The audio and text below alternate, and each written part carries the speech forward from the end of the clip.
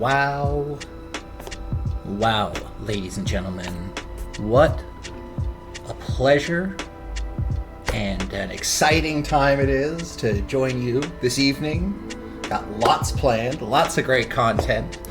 Bear with me for about 5 more seconds here, and we'll be getting started.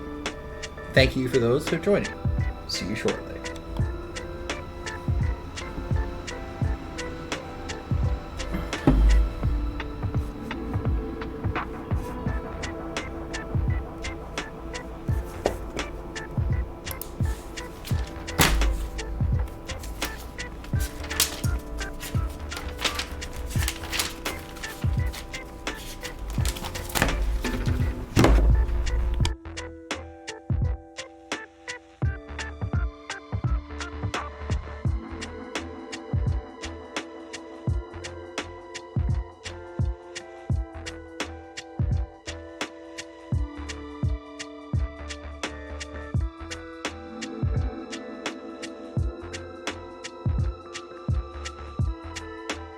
All right, guys, full disclosure, I had to grab a drink.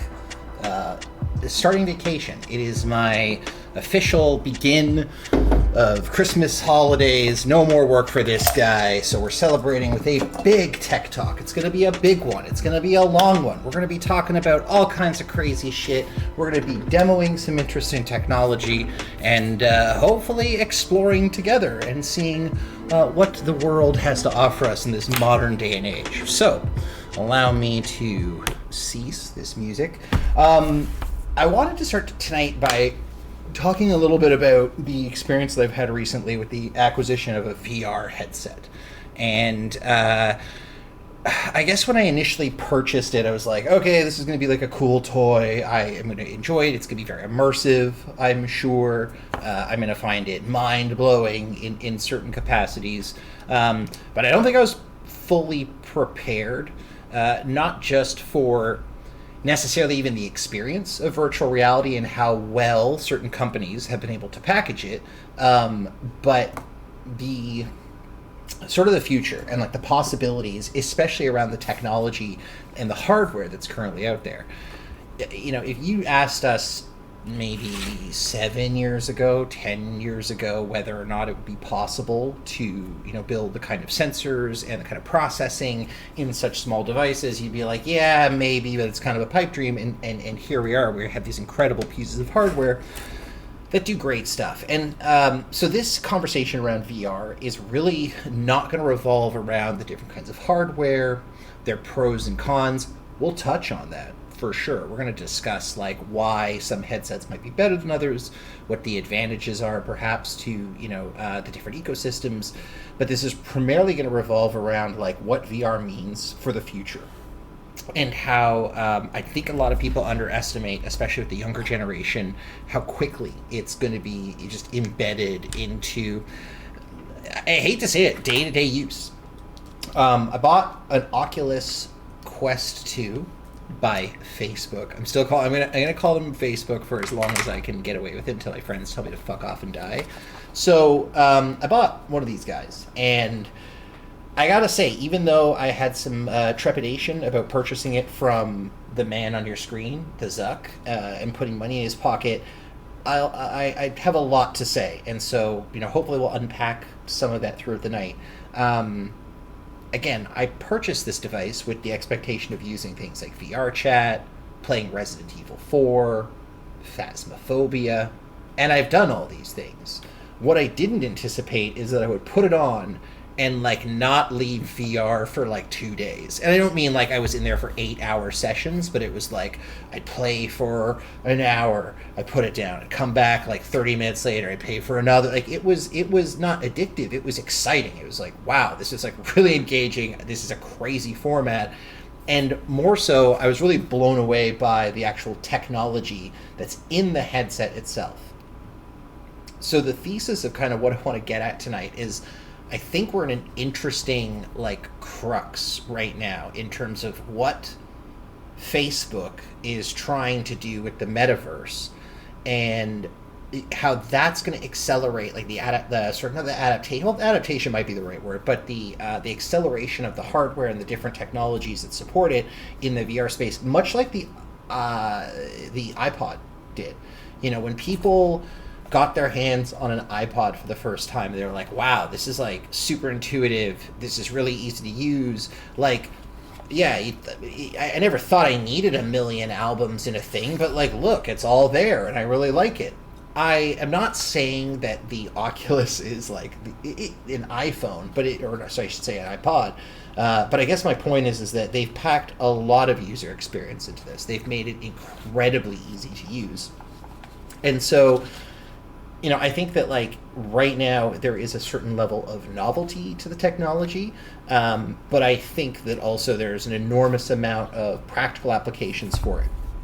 So to start off, like to kind of like hammer home the point of how powerful, not just like virtual reality can be, but how powerful the brain as an organ is, and the way that it can, you know, remap different signals from one part of the brain to the other. There's all kinds of amazing things that we don't really fully understand how they work, but they're quite incredible. So we're going to watch a quick video that I'm going to pull up over here to try and like illustrate where I think VR could potentially take us in the therapeutic space. So whether we're talking about like imagine that you're scared of spiders or snakes, right? And you want to overcome that, or even heights, something that's like really important that you're like, you know, I don't want this to be a problem anymore.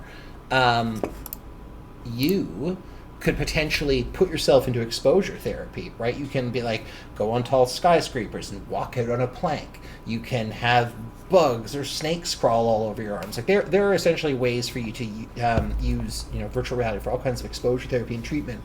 I'm pretty sure Dr. Mark Huberman of Huberman Lab is heavy in this space, and that's a whole other tech talk. Like, we're not even going to touch on the exciting applications of virtual reality in the therapy space, but we're going to touch on it very briefly. Another thing that I think is like very like there's not a lot of like forward thought in this space is what VR will do is it will bring a new level of accessibility to things that we never thought possible. So in a lot of like technology spaces, there's this concept of no code apps. So, you know, if you want to build an app for your business, but you don't know how to code, companies will give you a framework or, you know, essentially software that allows you to, you know, move blocks around and say, I want this to do this, to do this, to do this. And it basically builds the code for you in the background, right? Taking those kind of similar like no code principles and putting them into a virtual reality world where you can say, you know, you can have people experimenting with all kinds of different applications, even potentially artificial intelligence, right?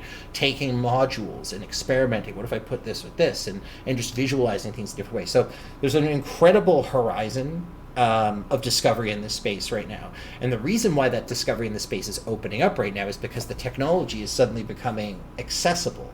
And what I mean by that is like, so these VR headsets cost about, you know, $450, $650, depending on which configuration you get.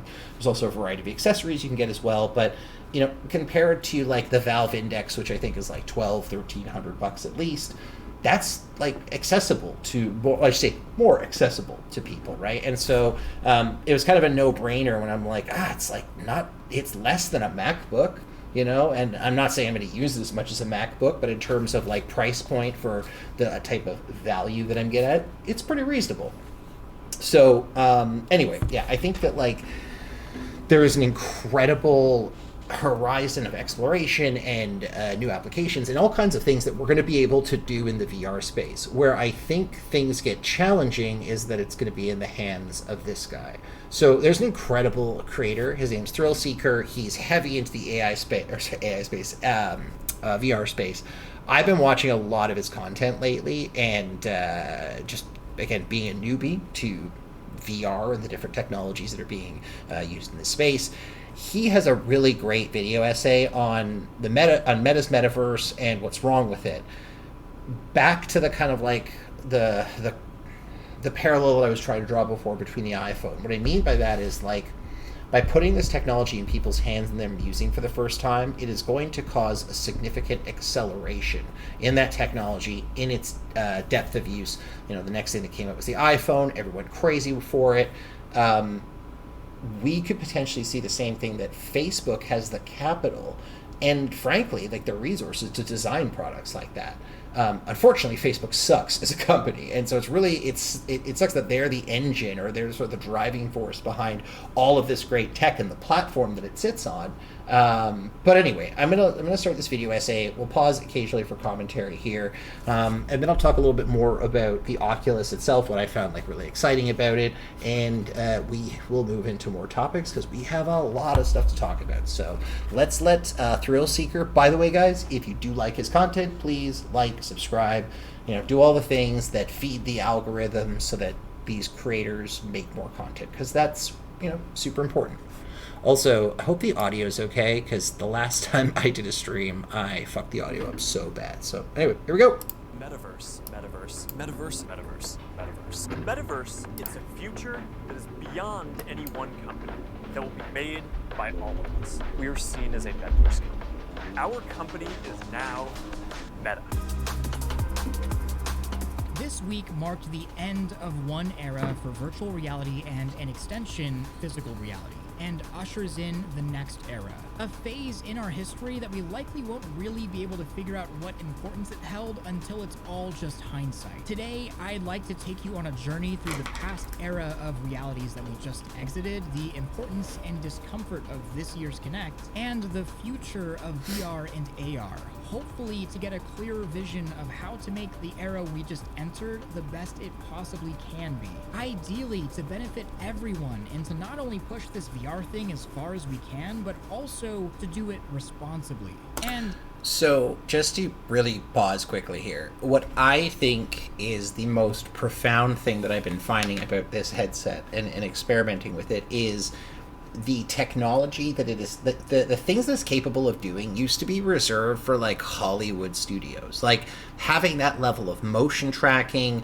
being able to render things in real time. Like if you flew back 20, 30 years, you'd use this to make movies, like you wouldn't use it just for VR. It would literally be a video production device because of all the capabilities that it had. And it's incredible that we've been able to like essentially miniaturize those fairly complex systems and put like rudimentary but incredibly powerful versions of them in such small tech. So and I'm gonna warn you, some of you may think I'm being over dramatic here, and that's okay.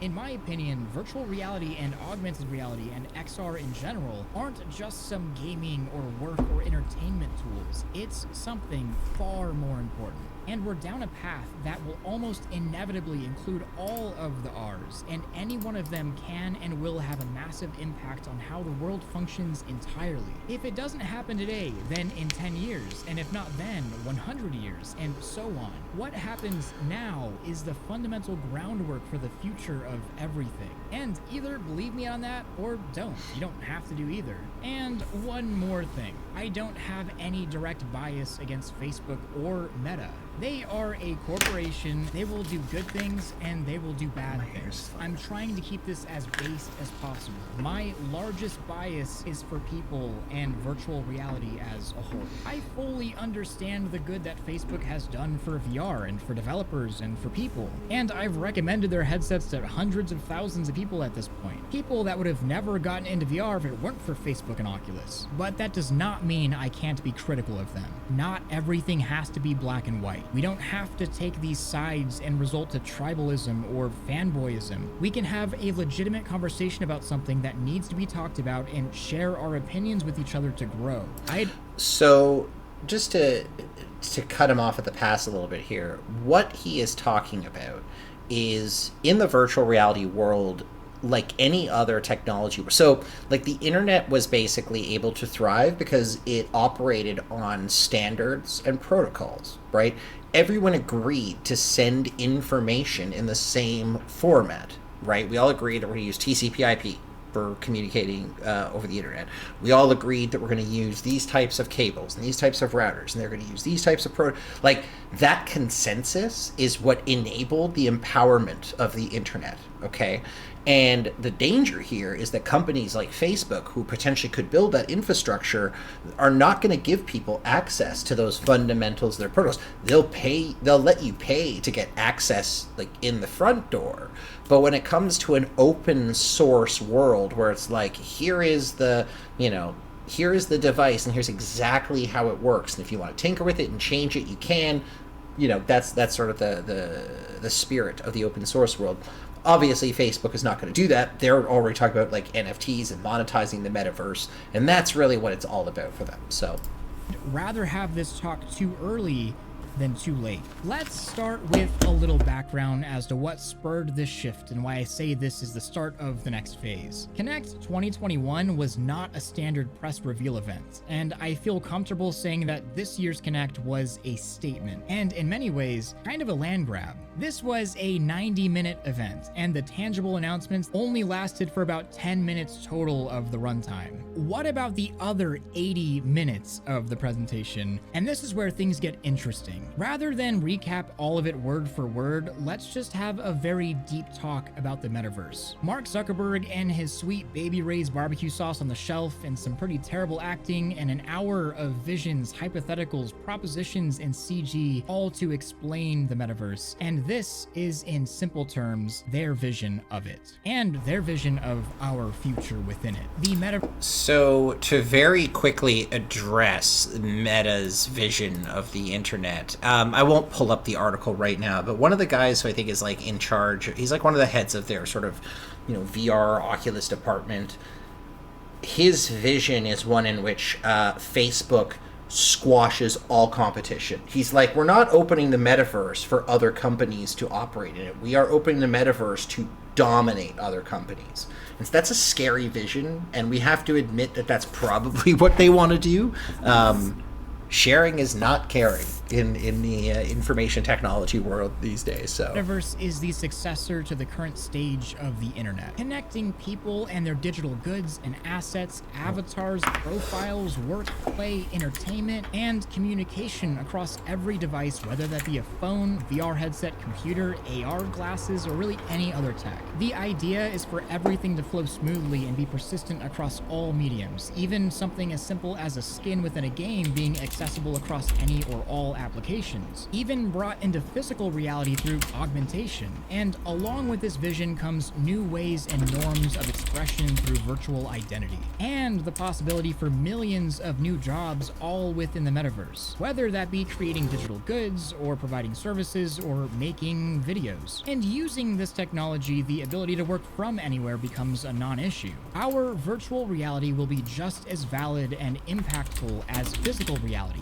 and physical reality can be augmented and changed in any way you see fit. This is their basic concept of the metaverse. Not the technical side and not the human emotion side, but it is a concept that I, of course, agree with. Everything there sounds just fine, and it's difficult to really find anything in that explanation that is even possibly disagreeable unless you just hate AR or VR or don't believe in it. However, something about this whole presentation was very unsettling, and it wasn't the bad acting or staged events, and it also wasn't the fact that Facebook was doing it. It's that we weren't being told about new features coming to a headset in the next update, or about an experimental Half Dome 5 prototype. Instead, we were being pitched our own future. We were told all the things we're going to be able to do and how we're going to do it and how the world would work, essentially. That's kind of fucked up. We were vaguely told how it's going to happen with a bunch of buzzwords. As positive as this future sounds, this wasn't some Disney Tomorrowland. We've been pitched on our future before. The unsettling part is this vision is a legitimate fundamental shift in all of society, from work to play to the very way we perceive physical reality. There wasn't anything bad here. This is already a future I have imagined and thought about in detail, and even already experienced in VR. But something didn't and doesn't feel right here, and I think I know why. Let me try to break it down, because I believe we have something really important here, but it's kind of flying over the whole world's head right now. And it's probably because most people don't know the kind of impact VR or AR can actually have on people. So we are going to stop right here just for a second, because when we talk about the impact that VR or AR could have, and I want to completely take away like the entertainment side of things, video games, all that stuff. Super fun, love them. Typically, that's how we get these technologies and products created, is for entertainment purposes. I'm going to show you a video. This is called this. I was talking about this a bit earlier. It's called "A Mind Roused by Music," and it's from this documentary called "Alive Inside" of this man Henry, who is suffering from dementia. And when he gets to hear music from his era, like, I'm going to let the video speak for itself, but what I want you guys just to imagine for a second is imagine this in the virtual world. So being able to like put one of these on someone's face who's maybe suffering from Alzheimer's or dementia, and being able to access or unlock old memories or give them relief through putting them in a place that they're familiar with. So anyway, we're gonna let the video talk for itself.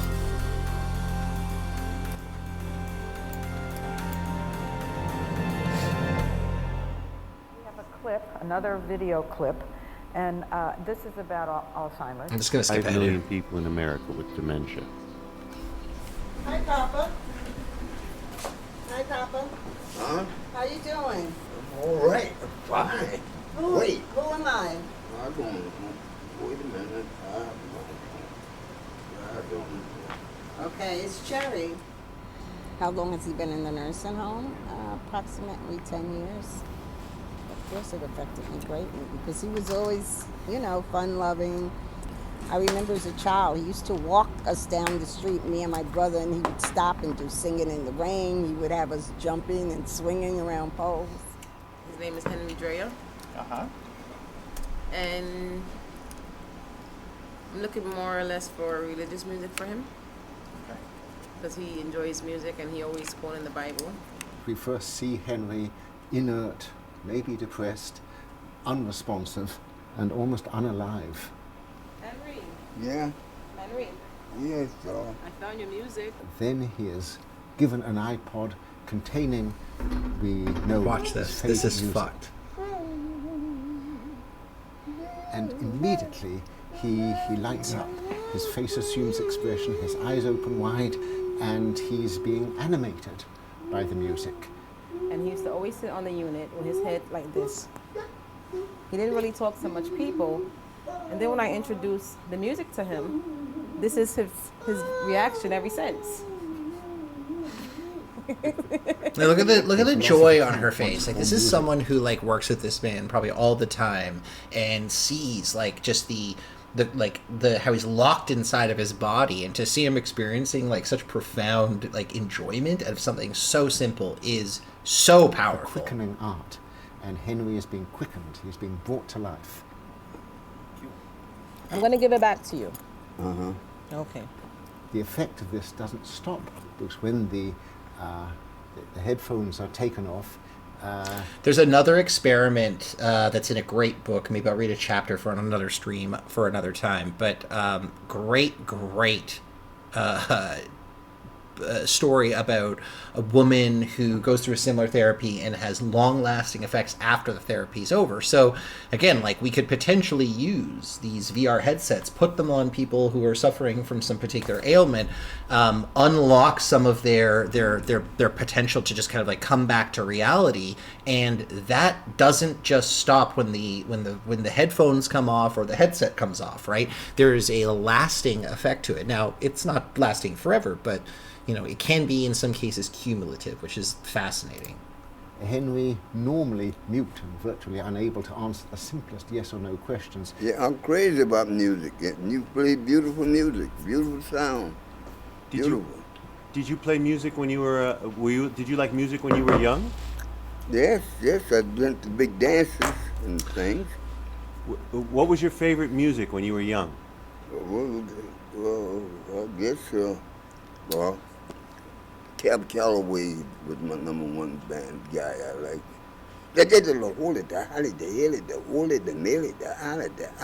What's your favorite Cab Calloway song? Oh, I'll be home there for Christmas. Oh, you can count and plan on me. with plenty of snow. Mistletoe, present, wrap around your tree. Like, that's incredible. Like, for to go from being basically like in a shell and being brought out of your shell. Now again, there's a level of like incoherence to the lyrics and stuff like that, but it does speak to the power of these therapies. So one more thing that I want to show you, which I think is like an absolutely mind-blowing experiment, and kind of, again, then we'll start back into the VR thing again here, but I'll let Mr. Ramachandran speak for himself. Third thing I want to tell you about, even more surprising, I keep saying that. I love this guy. Has so much charisma. He's fucking awesome. You have a phantom limb. Your arm has been amputated. I have an intact limb. You watch me. You watch my intact limb. She has a phantom limb, and she watches my intact limb. And I simply scratch my intact limb, and you watch. Guess what happens? You feel the scratch in your phantom limb. Now just think about this. Phantom limbs have been known for 200, 300 years. Nobody observed this. But a phantom limb patient watches another person being touched in the same part. He feels it in his phantom limb. Why would this happen? The answer comes from a cluster of neurons called mirror neurons, which were discovered by Giacomo Rizzolatti in Parma in Italy. And other people have confirmed it since then. It's discovered in monkeys, but you see it in humans too. I'll tell you about one class of mirror neuron.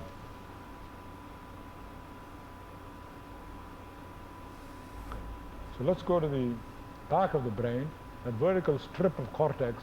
It's called the somatosensory cortex, and there's another strip behind it which represent your touch, different parts of your skin and muscles being touched. Depending on where you touch, you get corresponding activity in different parts of the somatosensory strip. So there's a complete map of the left side of the body and the right side of the brain. Now it turns out these cells normally respond to me being touched, or you being touched, okay? If I touch your left side of the body, your right hemisphere fires, neurons fire. The extraordinary thing Rizzolatti observed is, if your right, let me switch here, it's easier. If somebody touches my left hand, the somatosensory cortex fires. But if I watch your left hand being touched, the cells here fire. That's astonishing. They're called mirror neurons. But what's going on is the brain, the neuron is saying, effectively, it's doing a virtual reality simulation of your sensory system. What? So, boom, right? Exactly what we're talking about. Saying, look, buddy, the same thing is happening now as would happen if you were touched, when you're watching her being touched. So therefore, empathize with that touch, right? You are being touched. You're being touched the same way, and you should feel the same thing that would happen if you yourself were being touched. This is probably like a similar thing of why when you see someone do something incredibly embarrassing, like you feel super embarrassed. If you watch someone get hurt really badly, like it's hard to watch that because your body internalizes that. Like it's hard for sometimes your brain to differentiate between what it's seeing and what it's experiencing, right? It's called mirror neuron. But however, you don't actually, when somebody touches you and I watch, I'll be done in 2 minutes. If somebody touches you and I watch, I don't literally feel the touch sensation in my hand. If somebody pokes you with a needle, I empathize, but I don't say, ouch, withdraw my hand. Why not? The same neurons are firing. Same neurons fire if I'm poked with a needle as when I watch you poke with a needle. But I empathize, but I don't literally feel it. The reason is that my skin is coming back, my own skin signals are going back to my brain and saying, look, I know these neurons are saying, ouch, but there's nothing happening in your skin, so shut up. Okay? So it's sending a null signal to my brain, partially vetoing the output of the mirror neuron system, and saying don't experience pain. Empathize by all means, but don't literally experience it. Now what happens if somebody removes my arm, the null signal goes away, and I watch it being poked with a needle, I feel the sensation in my hand, and I feel the pain and I feel the touch. And I do say ouch and withdraw my hand. Okay? So the extraordinary implication of this is, my brain is hooked up to your brain directly. The only thing that separates your qualia, your sensory experience from mine, is my bloody skin. I peel off my skin, I start literally experiencing your sensations. So this harks back to Eastern mysticism and philosophy. There's no fundamental distinction between your mind and my mind, other than the skin, sending veto signals. Remove the skin and I start blending into you. It's like, in other words, it's the world's first internet of virtual reality. So I call these neurons Gandhi neurons. So unfortunately, he didn't demonstrate the mirror box, which is actually what I wanted to see. So let's just look at that really quick. So the mirror.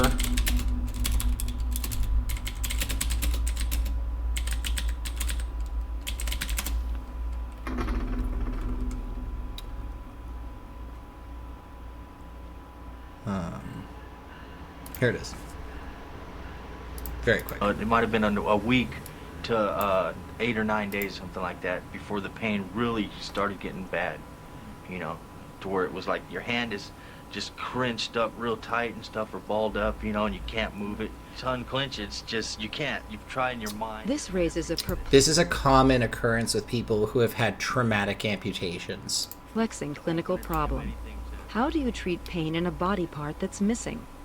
James tried everything, from painkillers to hypnotism, but nothing worked. Until I found out about the mirror box. It was then that he came to see Ramachandran. And one answer might be that the brain is sending signals to the arm and trying to clench it, but in you and me, there's messages going back from the muscles of the hand telling you you're clenching too much or too fast, and this damps the command signals, so you can slow down. But the patient has no feedback because he doesn't have an arm, so the brain says send even more signals, okay? And this goes on, and you get into a sort of positive feedback loop. So I said, well, if you give him some other source of feedback, such as visual feedback, maybe that'll trick the brain into thinking that the hand is clenching or unclenching, and maybe you can interrupt this loop. So I said, well, why don't we put a mirror there and have James look inside the mirror? It's as though you have visually resurrected the phantom limb. And of course, the patient knows it's an illusion, but it's very, very compelling. Right now, as you look in there and you move your hand, your phantom does the same thing as your left hand is doing. So essentially, ostensibly, these people can feel their phantom limbs again through receiving augmented visual input. This is what virtual reality is and has the capabilities to do. So let's jump back into the video essay and let this guy Outside finish. perspective, it's mostly seen as a possibly gimmicky gaming device or tool. But spend a few thousand hours in VR chat and have a relationship, or really do anything in VR for long periods of time, and even in its current early state, you know the power and personal fulfillment that VR can offer. And all of these metaverse concepts sound so small and inconsequential when put into cute graphics with promises of jobs for everybody, but we have to remember this technology at its core is designed to blur the lines between what's real and what isn't real. Whether virtual reality or augmented reality, fucking around with people's perception of realities can either be humanity's greatest strength and power of creation ever, or it can be the Pandora's box to forever change humanity fundamentally. Not saying either is morally right or wrong. That's not for me to say, that's for society to decide. But we do need to proceed with caution. And we'll get back to this idea in just a second. Let's talk about the backbone of this future. So I'll stop calling them Facebook at this point. Facebook, the website and service, will still exist, but Facebook as a company is now called Meta, a perfect name for the creators and curators of the metaverse. And see where this starts feeling a little sci-fi? I mean, the original term metaverse was coined in Snow Crash, a dystopian cyberpunk VR novel, and that metaverse exists in a world with crashed economics and a computer virus that gives you brain damage. Great read, you should check it out, but back to reality. Meta has made a commitment to build the metaverse, saying it will cost billions and require collaborations from everyone in the industry. And everyone will have to work together to build applications on a standard. It's been said over and over again that Meta doesn't want to build a metaverse owned entirely by Meta. And of course they don't. It's like they're spinning the concept of a metaverse to benefit them in the public eye. If every company built their own closed ecosystem like this, it would be a massive mess and none of it would work. Instead, they'd rather be the integration for everybody into the industry. And Meta is building the infrastructure to kickstart the metaverse, the tools and APIs and financial backing for everyone to use and integrate with, which is dangerous in itself. I do want to be clear. I'm not going to sit here and... So it is dangerous, for sure, but it also could be beneficial, because if they are able to essentially build that infrastructure and consumers, which they won't, somehow are able to sway them, which they won't, to, you know, follow some better practice or make the platform more open, you know, we could potentially vote with our wallets. Well, we won't. Like, I know all of the technical details because the details aren't hashed out, aren't public, and I am not an engineer. And as John Carmack says, it's a little more complicated when you get into the nuts and bolts. But there is one thing that I do know. Connect made me feel uneasy. It's like the words went through me, and it's because there's no actual information there. It was all fluff and vision. And what we got isn't exactly what I imagined the metaverse would be. The metaverse is connection. And the pitch that we got, while in concept is fine, it's missing something very important: the community. The metaverse is connections. We've been living in and growing that metaverse slowly and organically and methodically as a community, together the way that we want it. It's freedom and it's powerful. We've been doing exactly what Mark Zuckerberg says our future holds for us for years now. Going to clubs with live DJs and dancing like crazy with full body tracking and expression. Having actual relationships and meaningful connections across the globe. People getting married in VR, partaking in digital commerce across platforms, creating worlds and jobs, and owning our virtual identities as a valid part of us, and respecting others that do the same. Then Meta comes in, tells us this is your future that we're building, and we're no longer Facebook, by the way. We are Meta, and we're building the metaverse. Join us. And it feels so wrong. I believe in the vision of the metaverse that was laid out, but this is a company that in their responsible innovation principles list, put people first is listed last. I don't believe any corporation, Meta or not, should have primary, secondary, or tertiary control of the metaverse, as they call it, and certainly should not be the sole builder of the infrastructure. And watching this made me realize we need some sort of decentralized syndicate formed to build these standards open source where no one company or entity has leverage over. So, for example, the entire internet is essentially regulated by several different consortiums, conglomerates, and these are essentially, people who have spent their life in technology and make sure that there is standardization, there is sort of just standard operating practices, etc. And these frameworks allow these large systems to interact with each other, etc., etc. You absolutely can still storm the Capitol in the metaverse. That will be a game for sure. You probably won't go to jail for it either, so that's a super bonus. But the concept that Facebook is going to create a open-ended infrastructure that's going to empower the world to develop all kinds of cool apps and do amazing things in virtual reality is bullshit. Over any other. We cannot let this one slip. It's also, way too much power in the hands of companies that will not put people first. The ones that will put people first are people. And this is beyond just censorship on centralized social media sites. This is giving companies our actual reality and perception of reality. If that doesn't make you uncomfortable, I don't know what would. This is our everything. And I also don't feel comfortable with Facebook changing their name to Meta, then pitching our future that we're building back to us as the metaverse in this cold, out-of-touch way, and then claim they don't want any control. Guys, no company pours billions of dollars into something to get nothing in return. I don't know exactly what we can do about any of this. I mean, just keep doing exactly what we're already doing, or something more drastic like deny the name metaverse as a community and find a new term for this thing that we can make and accept together. And I guess that would kind of invalidate their entire name change to Meta if everyone just didn't call it metaverse, which would be hilarious. But there are very clear positives to Meta being in this space. They're bringing a lot of money and they're doing things that no other company is doing, and maybe they will be the ones that bring the other companies out both for competition and for collaboration. But the foundation of this thing that connects us and gives us all of these opportunities needs to be open. And if we're gonna do something, now is the time to own it and accept that we are VR and we will dictate our virtual future, stand for something or fall for everything. But now that's actually an incredible point, and we talk about this a lot. I think that the generation that cared about not being the product, that's gone. That time is over. All of there's basically a data lake on just about every individual out in the world right now. especially the industrialized world. And there's just no avoiding it.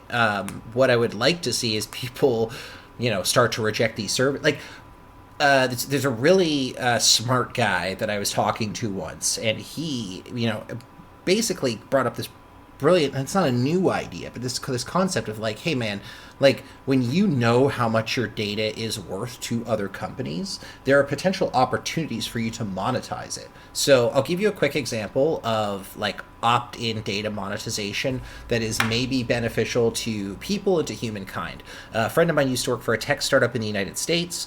Essentially, anytime you went to a lab or your doctor and you got blood results, or you were taking a medication, you got some kind of test done, you could take your test results and you could upload them into this secure, like, blockchain-y product. And what they would say is they're like, oh, you're a 30-something-year-old male, you're taking this particular drug, and you got a blood test. There are several pharmaceutical companies that will pay you cash right now for that information. So you can actually give companies an enormous depth of your personal data down to your blood work if you wanted to. And if you knew what it was worth, you might actually do that transaction if these companies were compensating you accordingly for it. But to your point here, like, that's the problem with the Facebook model. And what they've done an amazing job of is essentially nuking that landscape of ever existing again and say, no, this is the model. This is what, like, we have proved that people will just buy into your shit if you just make it free and try and obfuscate the horrific shit we're doing with your data in the background. Now, a much more thought-provoking hypothetical experiment. We will likely eventually be in a world where virtual reality and augmented reality become so advanced that our entire perception of physical reality is altered to a point where people can't distinguish between what is real and what isn't. It just is. And the way society reacts to that is unknown. It's possible that virtual reality becomes so good and necessary to function within that society that people end up choosing it over reality. And at that point, the standard constructs of society no longer stand. Now is the time to put some real thought and care into how our future is handled. We have everything to gain: individual power, expression, freedom, exploration, all of these things. And we also have everything to lose. And if you think a government will save you once things go too far, governments don't mean much when companies and corporations literally control how people perceive the world that they live in. This is our chance to make virtual reality whatever we want. We didn't get to choose where we were born or how we look or what the rules are in this world, but we have that opportunity virtually. Don't let anybody control that. And also, a very heartfelt moment. The brand Oculus is dead. Starting with a slow rollout, Meta will take over all Oculus activities, meaning even the Quest is no longer the Oculus Quest. It's soon to be the Meta Quest. The original vision and inspiration of Oculus... I think the one that I just purchased is branded Meta. I'll actually, you know what? I'll grab the box. One sec. VR and this technology as a dream and passion. And after nearly a decade, that era has come to a close. And this is to making sure the next era and the future beyond that is our era to shape the world virtually and physically to benefit everyone and to explore and connect and express ourselves, our chosen and valid virtual selves. And we have to take care of number one, which is us. Also, I was thinking, the term nexus works pretty well as a replacement. The central and most important point of focus. A connection or series of connections linking two or more things. Just saying. Alright, well, on that note, I hope you guys have a wonderful week. Much love. Drill out. Again, guys, if you're interested in like the VR world, the different products out there, the evolutions of it, Thrill Seeker makes phenomenal content and has access to some pretty like incredible gear as well. So cannot recommend his stuff enough. So yeah, I mean, this like, so what's also interesting about this technology, it's not just about the piping the virtual reality into your world. There's an incredible number of sophisticated sensors that have been built into this thing. So One of the things that I think is pretty rad is when you're wearing it. If you need to like leave the VR world to see what's around you, double tap the side of the headset, and there's 4 cameras on either side of it, and they're very similar to your infrared. Like if you ever owned a Sony like a Sony like camcorder, they have a night vision feature on them, which basically spits out an infrared beam and then is able to see that infrared light bouncing back.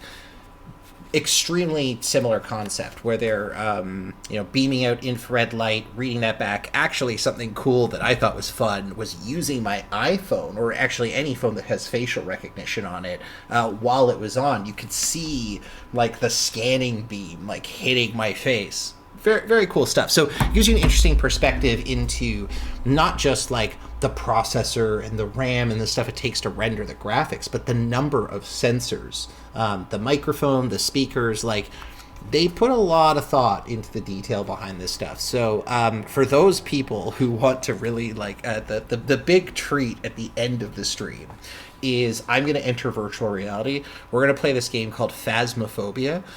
It's pretty terrifying. It actually like legitimately has made me like scream out loud in my apartment like a child. I'm sure my neighbors think I'm a fucking weirdo for some of the shit they've heard over the last couple days. So if you guys stick around till the end of the stream, there's going to be a nice little bonus there. We'll talk a little bit more about the Oculus experience, what it's like, all that fun stuff. So moving on, there is a really fun little project that's going on. It's a short video talking about the NASA DART program that was launched, which essentially is like an Armageddon style plan to bounce a spacecraft essentially off of an asteroid to attempt to alter its trajectory. So we'll let the video speak for itself here. In case there was an asteroid coming towards Earth and you're there, you can actually stop it. I mean, that's kind of fantastic. NASA is crashing a spacecraft into an asteroid. What? You think science fiction, but this is real. Never in my life would I have thought I would take a couple $100 million spacecraft and crash it into an asteroid. My name is Michelle Chen. I'm Lena Adams. My name is Kelly Fast. I'm Andy Rifkin. I'm Justina Sorovitz, and I help tell the story of the DART mission.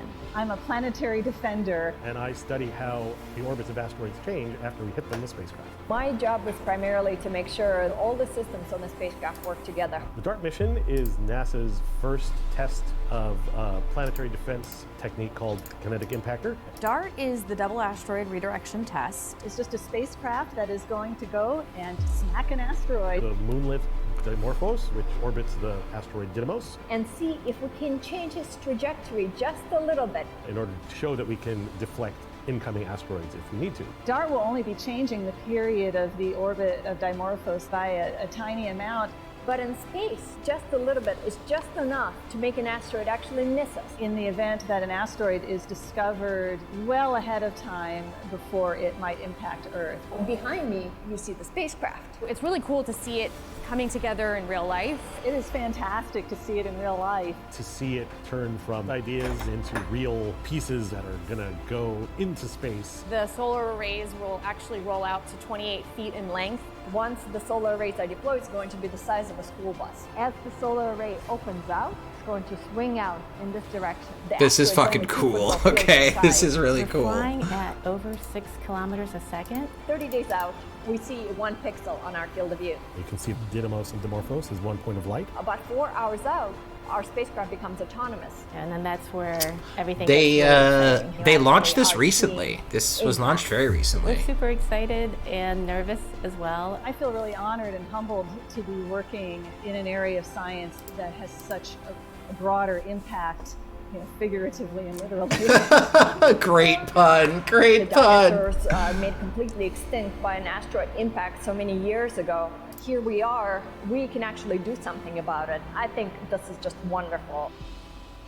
So, this is a fun little segue into our next topic. Kirksgezalt made a really, really great video that essentially, I want to say it's like a follow-up to their Fermi Paradox series. And it's called why we should not look for aliens. And so for anyone who's familiar with the Fermi paradox, it essentially addresses the like, hey, if there's aliens and advanced civilizations out in the universe, like, where the fuck are they? Why haven't we seen them? Why can't we detect signs of them? We don't see we don't hear or see radio signals. We can't detect any visible light around any nearby planets. Like, you would think if there was a large, intergalactic space conglomerate, we'd see some ships flying back and forth or some kind of signs of colonization. And we don't. It seems to be pretty quiet out there. So there's some interesting theories as to why that might be, and one of them is the dark forest. So we're going to dive into this. Then after, we're going to talk about a couple of fun updates with the James Webb Space Telescope, some fun little space things, science articles, and then we'll jump into some demos. Planet. Whoops, sorry. The universe is incredibly big and seems full of potential for life, with billions of habitable planets. If an advanced civilization had the technology to travel between the stars at just 0.1% of the speed of light, it could colonize our galaxy in roughly 100 million years. Which is not that long given the billions of years the Milky Way has existed. So, in principle, any spacefaring civilization should be able to spread rapidly over huge sectors of the galaxy. And yet, we see nothing, hear nothing. The universe seems empty, devoid of others. This is the Fermi paradox, which we've discussed in more detail in other videos. Confronted with the seemingly empty universe, it's kind of addressed in this, faces a dilemma. We desperately want to know if we are alone in the Milky Way. We want to call out and reveal ourselves to anyone watching, but that could be the last thing we ever do. Because maybe the universe is not empty. Maybe it's full of civilizations, but they are hiding from each other.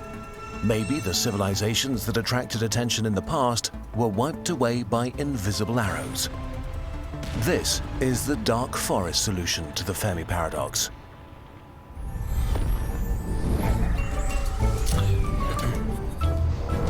So before we go too deep into this, the essentials of the Fermi paradox, other than, to your point, there is, and that's I think that would be one of the things, is that there is like a thinking that like we're not old enough or grown up enough as a species or as a planet to be in the intergalactic federation of planets or whatever. But there's also some really other interesting, compelling reasons why we might not have seen them or ever see them. Number one is just the straight up expansion of the universe, right? We know the universe is expanding. We know that the expansion is actually accelerating. And as a result, because all things are kind of floating away from each other, it's exactly what it sounds like. All things are floating away from each other. So for, aliens from hop from system to system becomes particularly problematic. Another part of the Fermi paradox is that the universe, as old as it is relatively young in terms of its temperature. Only in the last X billion of years has it really had a chance to, cool down to the point where planets are forming. And so the idea of like complex biological life arising, forming civilizations, intergalactic travel, etc., it's early, and again, because for life to develop, you need to be on a piece of rock that's not getting prodded by gamma rays or supernovas or asteroids, right? You have to be in a pretty quiet part of space where it's pretty chill, and because the universe is just starting to chill, right? That's another reason why we think that we might actually be some of the first life. That's why we're not like alone, but very special. And again, so this is another angle on the Fermi paradox. This is the darker angle, which I fucking love. So, the way of life. The hunter awakes in his hiding place and carefully listens for suspicious noises from the thick undergrowth before Stoney, he gets up. You're gonna love this one. You'll feel Another this. night has passed without incident. The forest is dark and full of fog. He considers calling out to others to end his loneliness, but stops himself at the last moment. What if they are like him? All living things seek to survive, secure resources, and multiply. Their greatest obstacle are other living things that share the same objective. Competition between species favored the survival of beings with advantageous traits.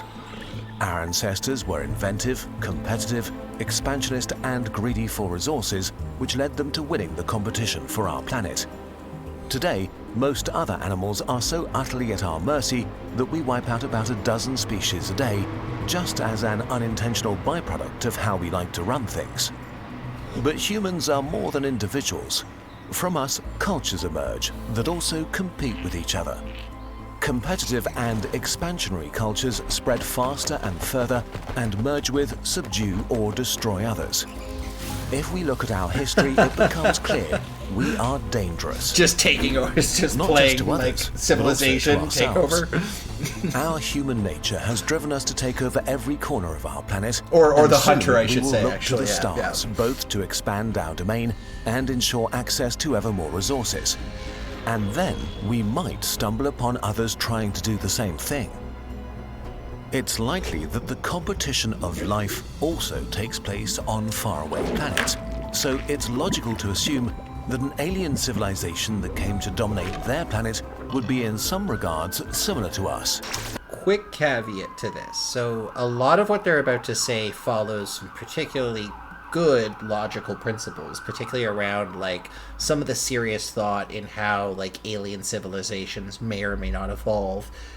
There are a couple of things, like what I would like to say is that it's very possible that life can evolve in a way that it can't really be like, that the human imagination is too constrained to actually think about until we see it. And so, yes, everything they're about to say is pretty on point. There also could be cases in which we deal with, beings that are made of pure energy or gaseous beings who don't have to deal with competition in their particular spaces, which could evolve different emotions, different responses to other creatures, but anyway. But if they're similar to us, they too may be dangerous. The implication. As the hunter sneaks through the dark forest all alone, There's you, he Estonia. knows that there might be others like him. He can't know their intentions, if they are aggressive or not. The hunter knows he would kill to ensure his own survival, so he has to assume that they would too. And it might be that if he stumbles upon another hunter, the one that shoots first survives. None of this means that conflict is unavoidable. So far, the progress of the modern world seems to have made us more peaceful, not more violent. There's still a lot of war. There's still a lot of the world's still kind of falling apart a little bit. So I agree that a certain amount of economic and technological process has definitely, brought the world together in a certain way, has reduced conflicts and tensions. But I don't know, man. TBD on that one. We'll see. Maybe this is true for other civilizations too, that eventually progress means less conflict. Debatable. Yeah, totally right. Different alien civilizations also should vary from the mild and peaceful to the malevolent and militaristic. The existential problem we're facing is that... So, hold on. I'll play this clip after. I'm gonna pull it. There's a great Michael Crichton novel, Sphere, and a movie done by it with Dustin Hoffman, Sharon Stone, Samuel L. Jackson, another guy I can't remember the name of. Oh, Queen Latifah's in it too, and she's pretty sick.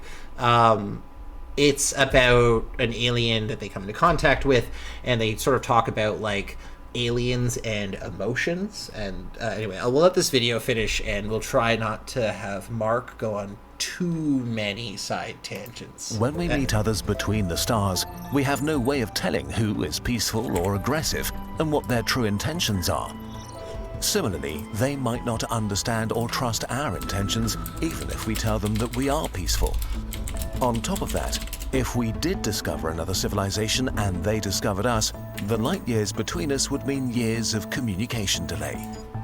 Both sides would be in a state of uncertainty, wondering if the wisest move is to just attack, because there's another serious issue: technological explosions and the first strike advantage. We don't know where the limits of technology are, but we do know how much technological progress matters in war. a few hundred or thousand years can turn conflict with uncertain results into a one-sided massacre. Caesar's legions would stand no chance against Napoleon's army with their cannons and muskets, which would be eradicated by artillery from the First World War, which would not stand a chance against today's drones and guided missiles. So the power level of different civilizations may vary massively, and even if not, between the time it takes us to detect another civilization and us saying hi, we might already be hopelessly behind on the tech tree. Which is bad enough. The tech tree, but the I like nature that of one too. Interstellar conflict makes this worse. If your opponent is light years away, sending an invasion fleet takes so long that by the time it arrives, it might be hopelessly obsolete.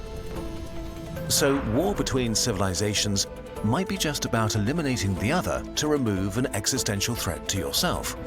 Someone else who might be so scared of you that they attack the first chance they get.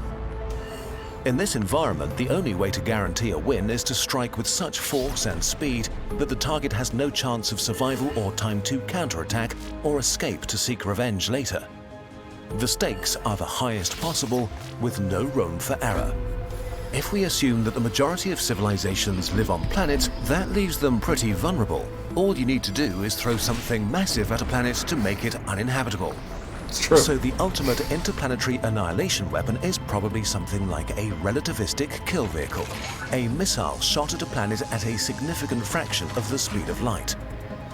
For example, a missile the size of a person going 95% the speed of light has as much energy as all nuclear bombs on Earth. Jesus if you shot a Christ, few that's dozen of insane. the civilization you wanted to wipe out, success would be fairly certain. Yo, by the Even way, a single chat, hit would guys, suffice. thanks for filling up the chat. This is huge. This is not This that is absurd of an idea. Real nice. A Thanks for joining and saying civilization hello. only everybody. slightly above Oh, us my on the camera's gonna die Kardashev scale soon. would have enough energy to Plug that send in. multiple strikes against every planet it suspects of harboring life. What makes these weapons so sinister is how much they favor a first strike, since they would be so fast that it might be impossible to protect yourself effectively against them once they're launched. Conflict between civilizations may not be lengthy affairs, but rapid winner-takes-all situations, where the first one to shoot wins. This makes any civilization an existential threat to any other.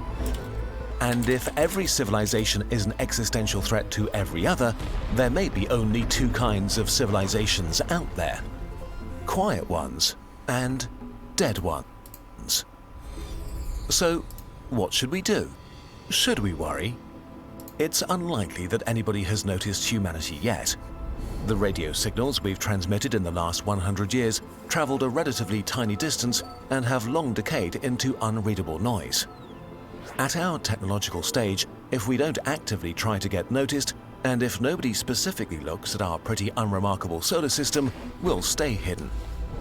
But one day we will venture into space in a serious way, and need to consider these kinds of questions again. We don't know if there are others or if we are going through the forest alone. But we have no way of knowing for sure.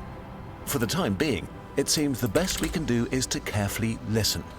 And even if we see others step into a clearing and make themselves known, we should not reply right away, but carefully watch them from the undergrowth.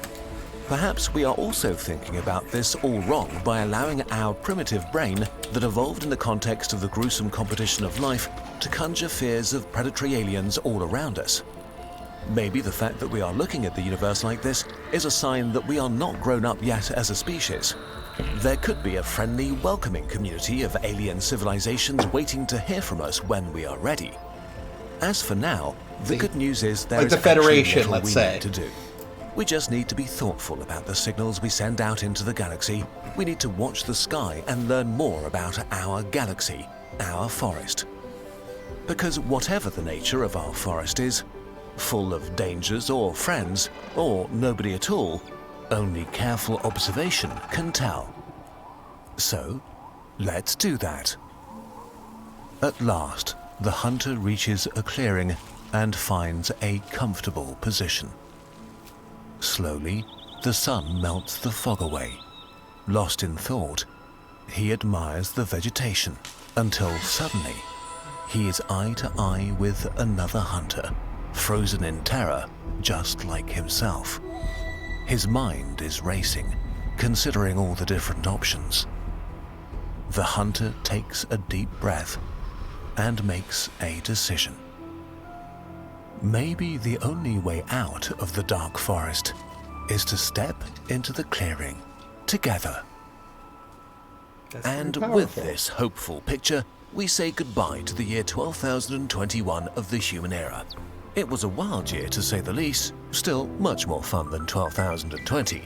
Kurzgesagt had its most successful month ever and published a book. These guys are great, so I'm going to let them like plug their shit for a second if that's okay with everybody. Hiding more and more 3D in our videos.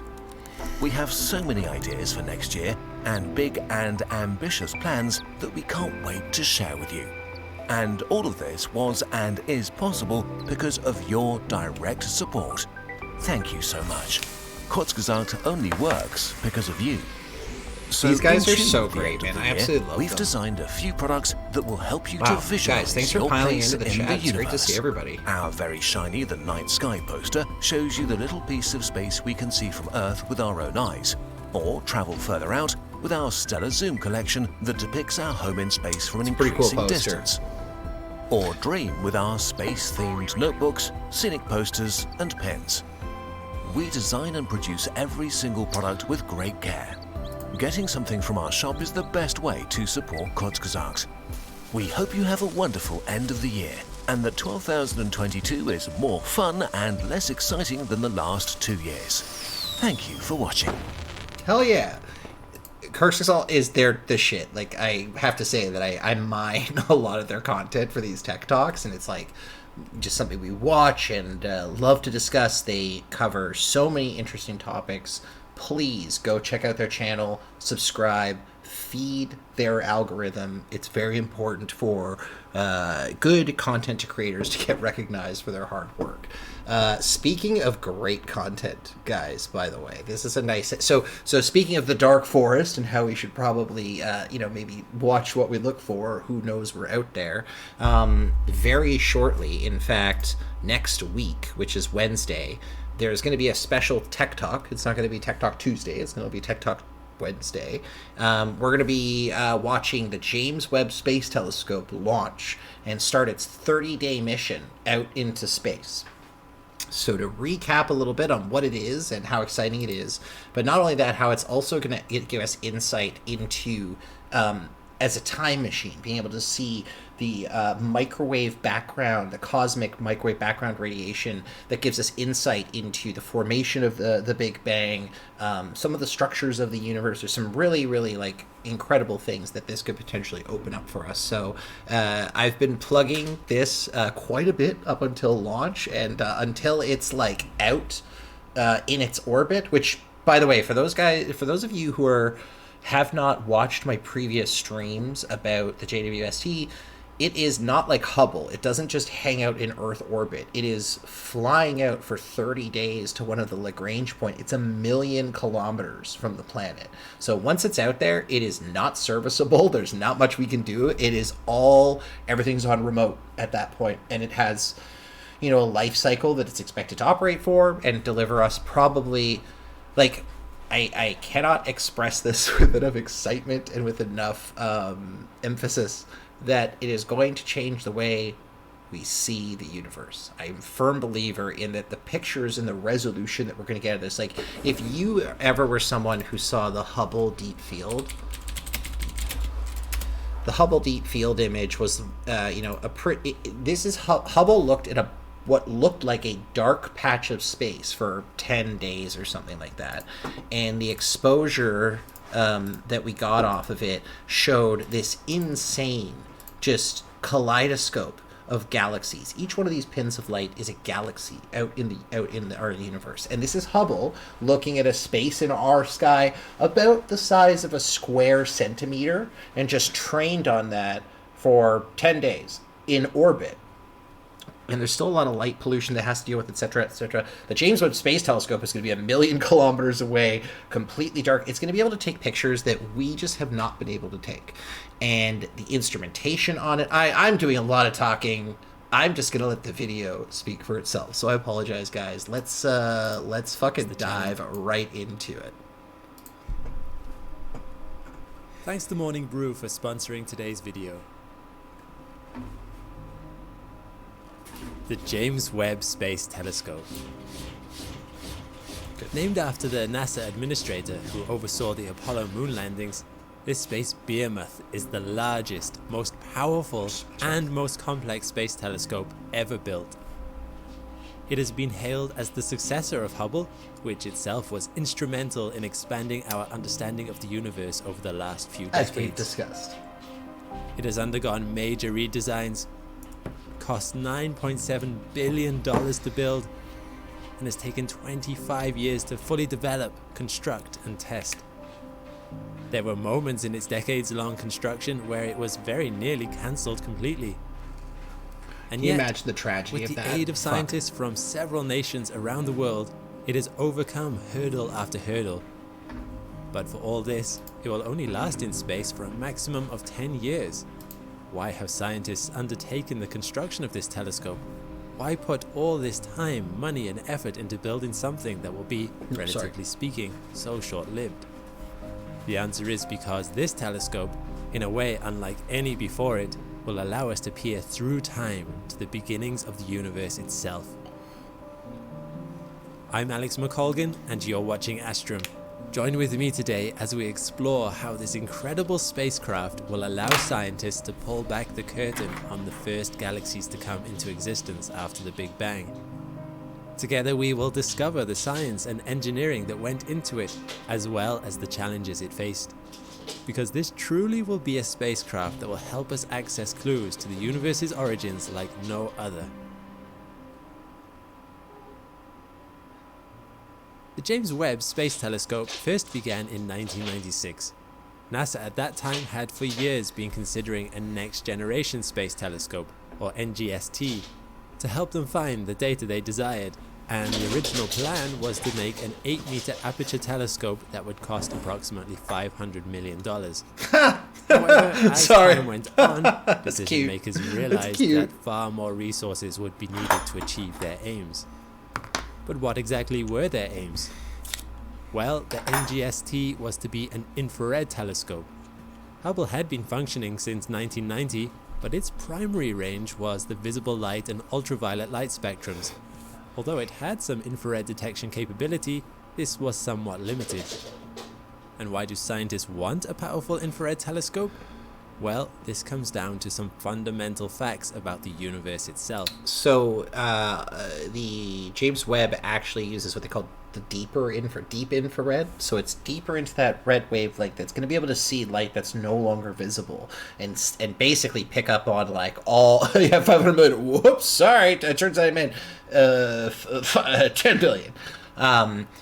The ability for it to see objects that, first of all, we've never seen before. Like, that's kind of the cool thing, right? Is it's gonna unveil so many interesting things out in the periphery. But there's also a variety of other instrumentation that gives it enormous advantages over Hubble. So Hubble is cool because it has like I said, visible and ultraviolet and some infrared. But the James Webb is like heavy into the infrared world. Scientists believe the universe as we know it has existed for roughly 13.8 billion years. How it all began is a fascinating question, and one that many have theorized over. Current mainstream theories revolve around the idea of a Big Bang, where all matter existed in a space so small it was effectively zero. Atoms did not even exist at that stage, they would have been too large. Suddenly, everything expanded outwards at once. Matter began to coalesce into atoms, and then dust, then stars and planets, and the universe has expanded and cooled ever since. But wouldn't it be helpful to be able to look back and see for ourselves those first moments of creation, or the formation of those first galaxies? That might give us insights into exactly how all of it happened. The James Webb Space Telescope will either provide evidence for the Big Bang, or completely change our theories, thanks to the way light travels. To a point at least. While light is blindingly fast, it's not instantaneous. There is a tiny time delay between when light is emitted and when we see it. Photons, or particles of light, travel at a constant rate, 299,792,458 meters per second exactly. Our sun sits at a point 148 million kilometers from us. This means that it takes approximately 500 seconds for light to travel from it to us. So what you see in the sky right now is not the sun as it is, but the sun as it was 8 minutes and 20 seconds ago. Yep. This time delay becomes severe even when you consider things that are relatively close to us. The next nearest star, Proxima Centauri, is so distant from Earth that it takes 4 years for its light Yeah, to so reach us. just to give you a little bit of perspective for this, actually, because I've been waiting to use Space Engine all fucking day. This is Earth, okay? So if we look for Proxima Centauri,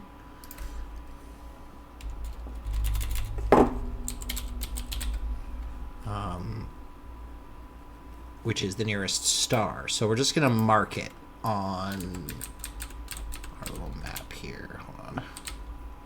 So it's out there. We can set the velocity in Space Engine. So if I set it to 1.5 c, which is the speed of light, and I go at this speed, it will literally take me 4 years of holding down this key to get there. In order for me to make any kind of distance, or any kind of progress, I should say, I have to move it thousands of times the speed of light to even move the object towards us. So these are speeds that are kind of like obviously completely out of our reach right now, and this is why planetary travel is going to be such a difficult challenge for us to solve. All of this means that for objects that are further and further away from us, we would see it as it was further and further back in time. If there was an object sufficiently far away, we would see it as it was 13.8 billion years ago, near the origin of the universe. And fortunately, as some speculate, we exist in an infinite universe, so such faraway objects should in fact exist. With the James Webb Space Telescope, we hope to be able to see them. But why does the James Webb Space Telescope view in the infrared? Well, one reason is that infrared light tends to punch through clouds of cosmic matter better, allowing us to see past otherwise This is a opaque big gas one, clouds, right? to see what lies on the other side. But the main reason, and the one that is relevant to seeing those early galaxies, is because of a second quirk of the universe, the fact that space is expanding. For reasons we don't fully understand, but which scientists currently theorize are the result of dark energy, everything in the universe is moving away from everything else constantly. As a star moves away from us, the light from it is stretched in a process known as the Doppler effect. And because the wavelength of light is the part that defines what color we see, as light stretches, it shifts further and further towards the red half of the spectrum. But this expansion isn't constant. Scientists have observed that the further something is away from us, the faster it is expanding away from us too. This means that light from the furthest away galaxies have shifted so far into the red that it has gone beyond it into infrared frequencies. Hubble was not fully designed to detect these frequencies. The James Webb Space Telescope is. James Webb's receptors can detect light at frequencies from 0.6 micrometers to 28.5 micrometers long. So, interestingly, this means, like, again, this is some perspective, right? Like the amount of spectrum that we're gaining is fucking huge. So that the types of pictures we're going to see that it actually out can't of this see world all visible light frequencies. It can see red and a large amount of orange frequencies, it's bad, but nothing beyond yellow. Its focus lies in the infrared frequencies. In this way, to say that the James Webb Space Telescope is a replacement for Hubble is factually incorrect. At NASA, they prefer to say that James Webb supports and complements Hubble. Each will focus on frequencies of light that the other does not see so clearly. Yeah, because again, if they wanted it to replace Hubble, they would have built in significantly more like ultraviolet capacity, right? That's not what they do. Again, Hubble is like useful. It's close. We can still service it, like with some ease. Unlike JWST. Besides which, as Hubble could potentially last until 2040, it's likely that it will outlast the James Webb Space Telescope too, which would make James Webb an odd replacement. Still, To see these infrared rays from such distant sources is a huge challenge. If you and a friend each held a candle on a clear night and walked away from each other, it wouldn't be too long before your candle started to look dimmer to the other person. This is because of the inverse square law, where light photons spread out with distance, plus light tends to scatter when it passes through matter. And although space is extremely empty, there's enough particles of dust floating around that over the vast distances of space, objects that are far away get more difficult to see. Yeah.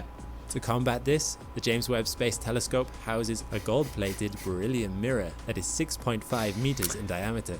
This makes its surface area 6 times larger than that of Hubble's mirror. It's huge in comparison, but another fun fact is those beryllium plates, they're very large. Like if you were to see one, they're like it's a giant plate. They're so light though, you could hold it. Like you could pick it up with just one hand and like flick it with your wrist because virtually no mass to them whatsoever. Mirror. This larger mirror is designed to catch more light from distant sources before focusing it back into the telescope's instruments, allowing them to pick up fainter traces of radiation. Furthermore, as the name suggests, the James Webb Space Telescope is a space mirror. Being in space means that the telescope does not have to contend with the Earth's atmosphere, which can diffract and distort light waves that pass through it. Yeah. The vacuum of space provides a much clearer view, allowing James Webb to find those tiny diffuse infrared waves much more easily. James Webb will be orbiting the Earth in a position known as the L2 Lagrange point. This position in space is technically not a true orbit, but exists 1.5 million kilometers from the Earth at the point furthest away from the Sun. For point of reference, the Moon is 384,400 kilometers from the Earth, so this is much further out.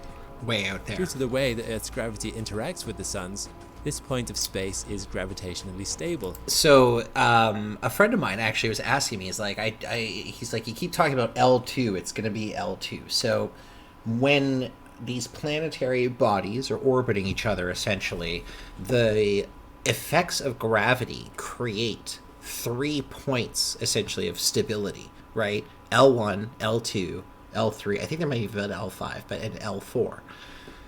We are putting the JWST out in L2 because of the particular gravitational stability of that space. But again, it has to fly out like 1 million kilometers or miles or whatever. Making it easier for an object to hover there with minimal effort. This makes it an ideal viewing station for an orbital telescope. One spacecraft was sent there already, the Planck Space Observatory. Yo, Vickens, thanks for the follow, dude. Earth Respect. is far enough away that the James Webb Space Telescope does not Good to have have to you. contend with any radiation bouncing off the Earth or the Moon, but it is also close enough that it can send signals back to Earth telling us what it sees. Naturally, at this position, it will be very difficult for us to visit the James Webb Space Telescope. So, although James Webb was designed with a docking ring, it is currently planned that there will be no missions to James Webb to service or replace its parts once it's up there. Although it needs minimal effort to maintain its position, minimal is not zero. James Webb has enough fuel to maintain its position for at least 5 years, and at most 10. After that, it will decay from its orbit and will no longer function. It has a guaranteed expiration date. One final benefit of this position, however, is the temperature. Because heat travels in infrared waves, the heat generated by the telescope's own parts could potentially blind its own sensors if left unchecked.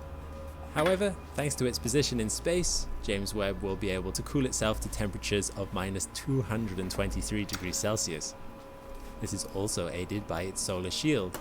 You have no doubt noticed the large silver canvas at the bottom of the satellite.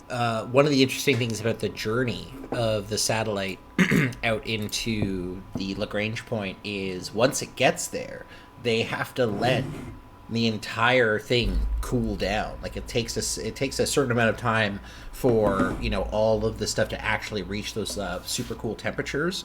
So they'll have to wait for everything to cool down, to kind of solidify before they can start taking any photographs. So again, like even when it's in space, we still have to wait 30 days for it to like get out there and make sure everything turns on and opens up properly, and there's no major issues. Quick tangent, because I forgot and I really wanted to show this video before we were talking about the Dark Forest, or watching that Dark Forest video.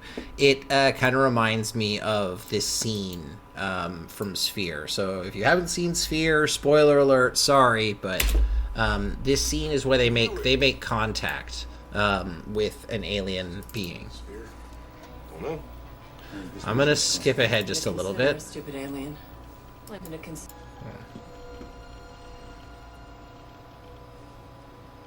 Friends, in the 8,000 years of recorded history, this is a first. You are now online with alien intelligence. You gotta be kidding. You must have messed up the translation. No, I don't think so. If this translation is right, this alien sounds like an idiot. Well, that's something to consider, a stupid alien. Well, they must have them. Well, I will admit the message is a little childlike, but actually it's quite perfect. I mean, it's short, to the point, non-threatening. Kind of the way you talk to a small child or a dog.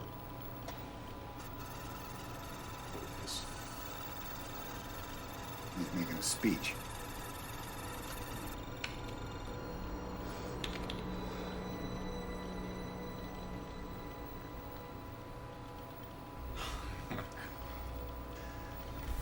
So far, so good, right? What?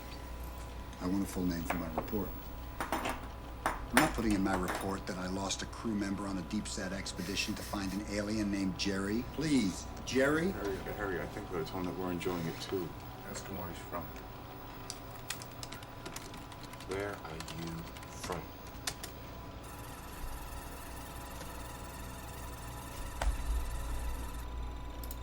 I make a journey, you make a journey. We make a journey together. I think Jerry's channeling Deepak Chopra. Journey from where?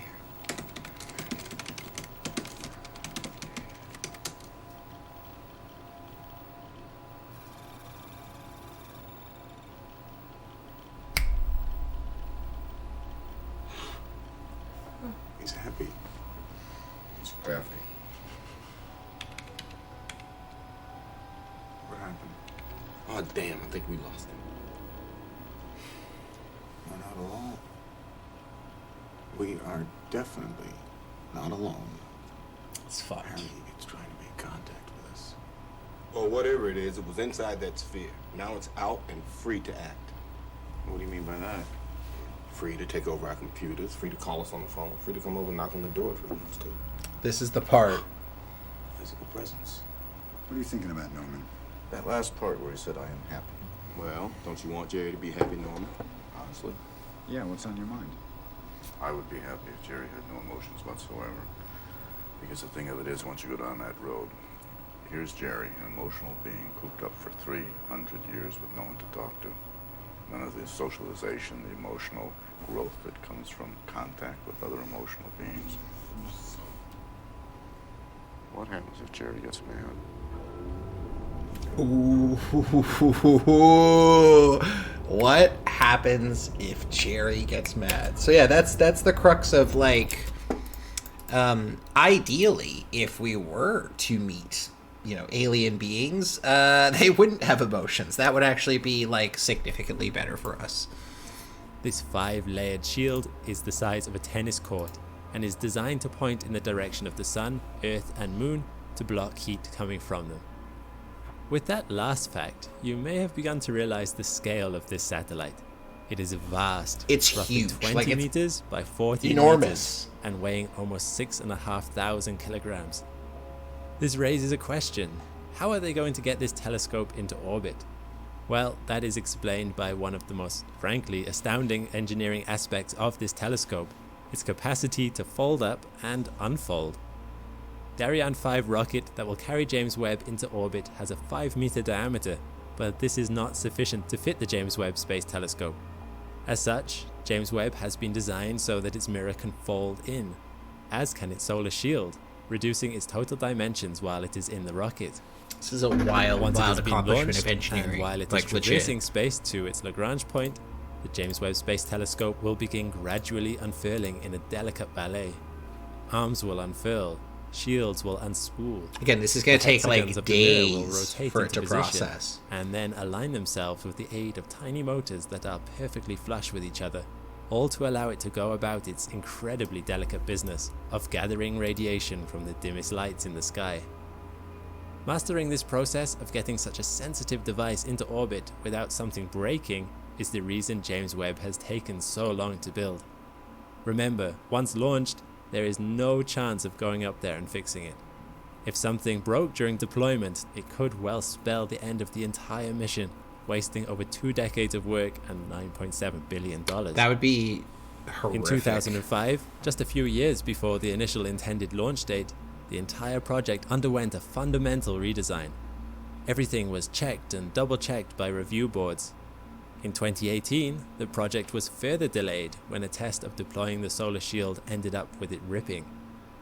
A review of what went wrong found an additional 344 potential single-point failures, any one of which breaking would mean that the entire thing would no longer work. When costs started rising in 2011, the American Congress moved to reduce NASA's budget of a way of cancelling James Webb. Brutal. However, the public backlash in support of the project ultimately led them to reverse their decision. James Webb was built by NASA in cooperation with the European Space Agency and the Canadian Space Agency. It has been delayed over 13 times. Its project costs have increased It was from delayed $500 recently million as well, to $9.7 billion. But finally, very soon, it will be here. Its mission to peer into the heart of space and uncover the mysteries of the formation of the first galaxies, stars, and planets will finally begin. Honestly, you can bet that when it launches from the European spaceport in French Guiana, there will be I can die happy once I see these pictures, okay? I have to, I just have to survive for, a couple more months until I can see these photographs, and then I feel like me as a human being, I'm like, okay, cool, I've seen it all. I'll feel a little bit better about it. Successful launch with bated breath. And you can also bet that once it's in the sky, scientists will be fighting tooth and nail to get a chance to look through it and to discover what wonders it sees. It's going to be incredible. So, good luck for the launch and the deployment to all the teams involved with this. If it works, this instrument will be the biggest thing for space science for potentially decades to come. Now, James Webb should launch this year, but you might want to keep checking the news for the latest updates. One way I keep up to date with the goings on. So this is a recent video, but anyway, it is supposed to be launching on the 22nd, as far as I know. We'll see if there's any more delays, but incredibly exciting stuff, and I can guarantee you're going to be hearing a lot more, particularly from me, once it successfully launches, and I'll have a bottle of booze to celebrate the launch, and then I'll have another bottle of booze to potentially mourn its destruction or exploding in orbit. So we'll see how that goes. So speaking of things that we're excited to see, with the rudimentary technologies that we have on Earth, we have scientists unveiling the first ever pictures of multiple planets around a sun-like star. And what's interesting is the planets are huge. They're absolutely enormous and like super Jupiters or whatever. It's a cool picture. It's not the first time that we have taken photographs of planets like this, but I do believe it's the first time that we've really confirmed multiple planets around a star. So super fascinating find. And this is this is the kind of stuff that once that telescope is in the sky, we're going to be able to see a lot more. I wonder if we can look this up in the Space Engine. Let's see, Space Engine. We'll see if it's in there or not. But anyway, super cool stuff, potentially, out there waiting for us to discover. And I'm really excited about it, guys. So moving a little bit into a different gear here. It's been a while since I watched one of my favorite YouTube channels, 2 Minute Papers. They do a lot of cool content on AI and programming and stuff like that. But before, actually, hold on. How long is this? Yeah, no. We're going to watch 2 Minute Papers because they're literally just 2 minutes long. And then we're going to dive into a really exciting video that I think actually Sonia Jones will find particularly interesting. It's all about... what is it? The science of small things. And they get into like precision tooling and how like things are put together in like engine. It's like literally like as soon as I saw this video, I was like, oh, I know exactly who this video is fucking for. So we'll check that out in just a second. But first, we're gonna watch simulating a virtual world for 1,000 years. Today, dear fellow scholars, this is 2-Minute Papers with Dr. Károly Zsolnai Fehér. Today, we are going to simulate thousands of years of vegetation in a virtual world. And I am telling you, this paper is unbelievable. Now, normally, if we are building a virtual world, we don't really think about simulating a physics and biology-based ecosystem. Let's be honest, it's more like, yeah, just throw in some trees and we are done here.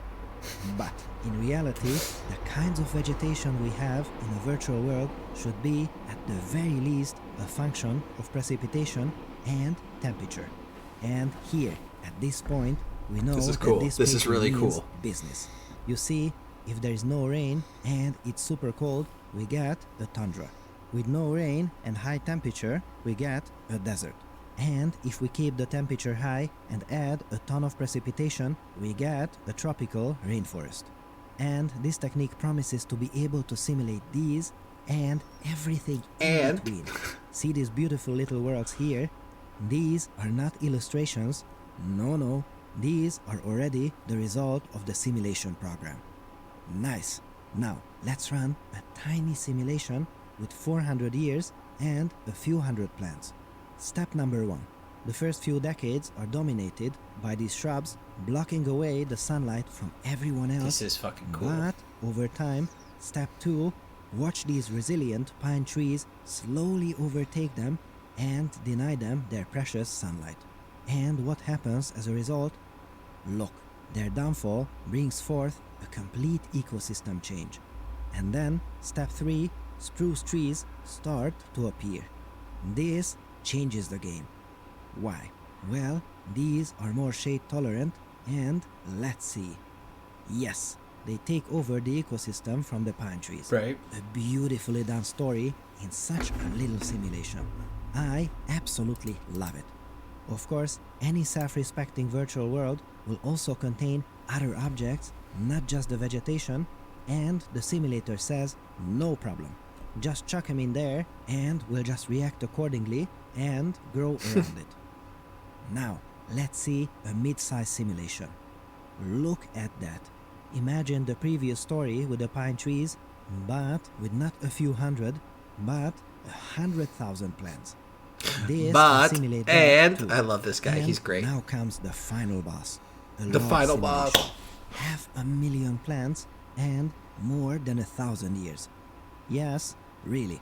Let's see the story here in images first, and then you will see the full simulation. Yes, over the first 100 years, fast-growing shrubs dominate and start growing everywhere, and after a few hundred more years, the slower-growing trees catch up and start... Okay, so I don't think I need to watch over. Like, what I'm interested about this particular piece is how, like, how interesting or how advanced like simulation and physics-based simulations are starting to get. AlphaFold is kind of like notorious for this, is trying to figure out how proteins fold based off of like understanding physical interactions at the atomic level.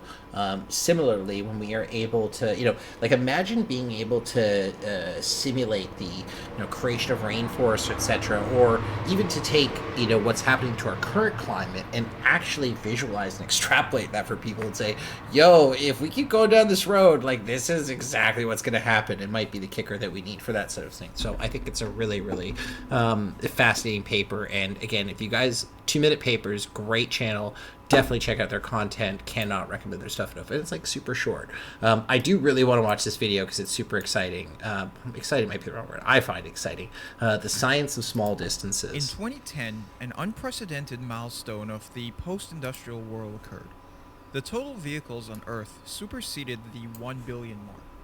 Even more astounding, in 2018, it is estimated that 2.5 to 3 billion internal combustion engines exist on Earth. The average age of the 250 million vehicles in the United States is 11.5 years. Depending on the vehicle and the driving conditions, That 11.5-year-old engine could have seen anywhere from 500 million to 1 billion revolutions in its life. But how can a machine rotate so reliably for years without failure? Most of us are intuitively familiar with the roller element bearing, a mechanical device that carries Oh, a you bet I rotating am. load on a rolling element such as a ball bearing or rollers.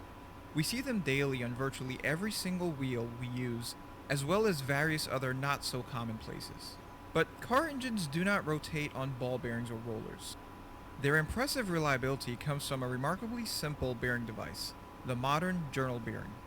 Ground and polished metal parts are rotated in a hole lined with a replaceable ring of softer contact metal.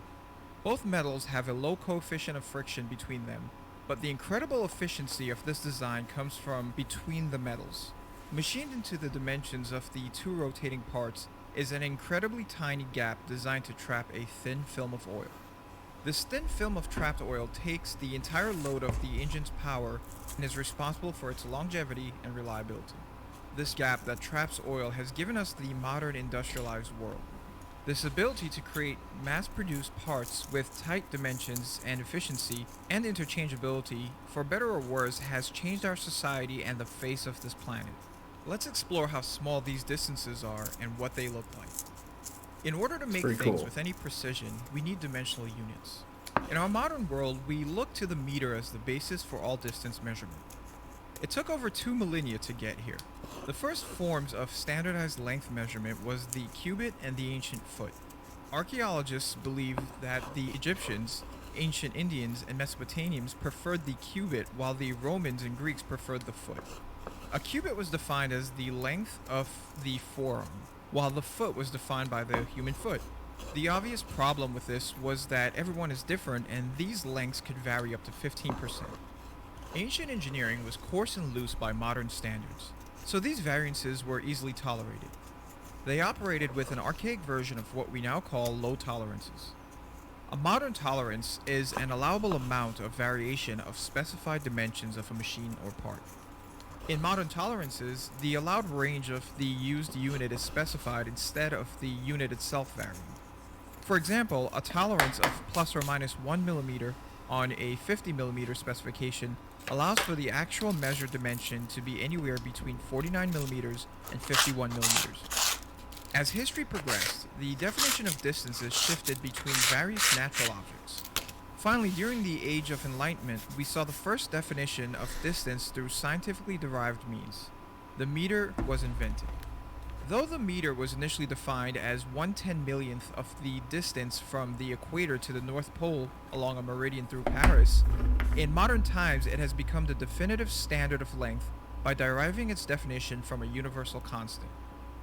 The modern meter is defined as the length of the path traveled by light in a vacuum in 1/299,792,458th of a second. Even the imperial unit, the foot, has evolved into a unit purely derived from the meter. One modern foot has become 0.3048 meters exactly. Now that we understand the basis for units of length, let's work our way down to the smallest practical mechanical distances. This is cool. We're all familiar with one of these. Most tape measures divide down to 1 Also, millimeter. I just want to say, like, is his tape measure covered in blood? Because I know it might have been a rusty one, but that looked like a blood-soaked tape Exception measure. of intricate artisan work and some highly specialized processes, this seems to be the practical limit for hands-only manufacturing and construction. Our ability for our hands and eyes to work in tolerances lower than this without the aid of positioning tools start becoming difficult. This is a micrometer. It's a machinist's tool used to measure length with high precision. This specific one can be set up to measure increments of 2.54 microns or a 10,000th of an inch. This will be our tape measure as we delve into smaller distances. This is 1/3 of a millimeter. At around 1/4 to 1/3 of a millimeter, we're at the practical limit of what our eyes can distinguish without tools. At this length, hand-guided work is still possible with positioning tooling such as jigs and guides, or through slow subtractive processes such as sanding or grinding. At this tolerance, we're at the practical limit of working with wood. Dimensional stability is our first practical consideration of material properties when we work with small distances. In the case of wood, the expansion and contraction of the material based on the environment makes holding a smaller tolerance difficult, if not impossible. We're now entering the realm of thickness. This envelope is stamped from a thick stock paper, 0.25mm thick. Most thin sheets of material can be found at these sizes. The fine wires that make up Ethernet cables and audio cables are also here. At this range of small distances, our eyes have a hard time intuitively deducing size. These are ranges more easily recognized by touch. Machine tools such as mills, lathes, and drill presses are a requirement in order to work with these distances. Working at the 0.25mm size range and tolerances, the concept of engineering fit begins to emerge. Let's say a hypothetical part pair calls for a 24.98mm cylinder to be fitted into a 25mm hole. On paper, this makes sense, but in real life, there are other factors at play. To begin I love with, it. the On paper, machine this makes making the sense. part can never truly be perfect. It has a tolerance for its accuracy. True. Yeah. In our this is a good example, point. let's assign the machine making our parts a realistic tolerance of plus or minus 25 microns.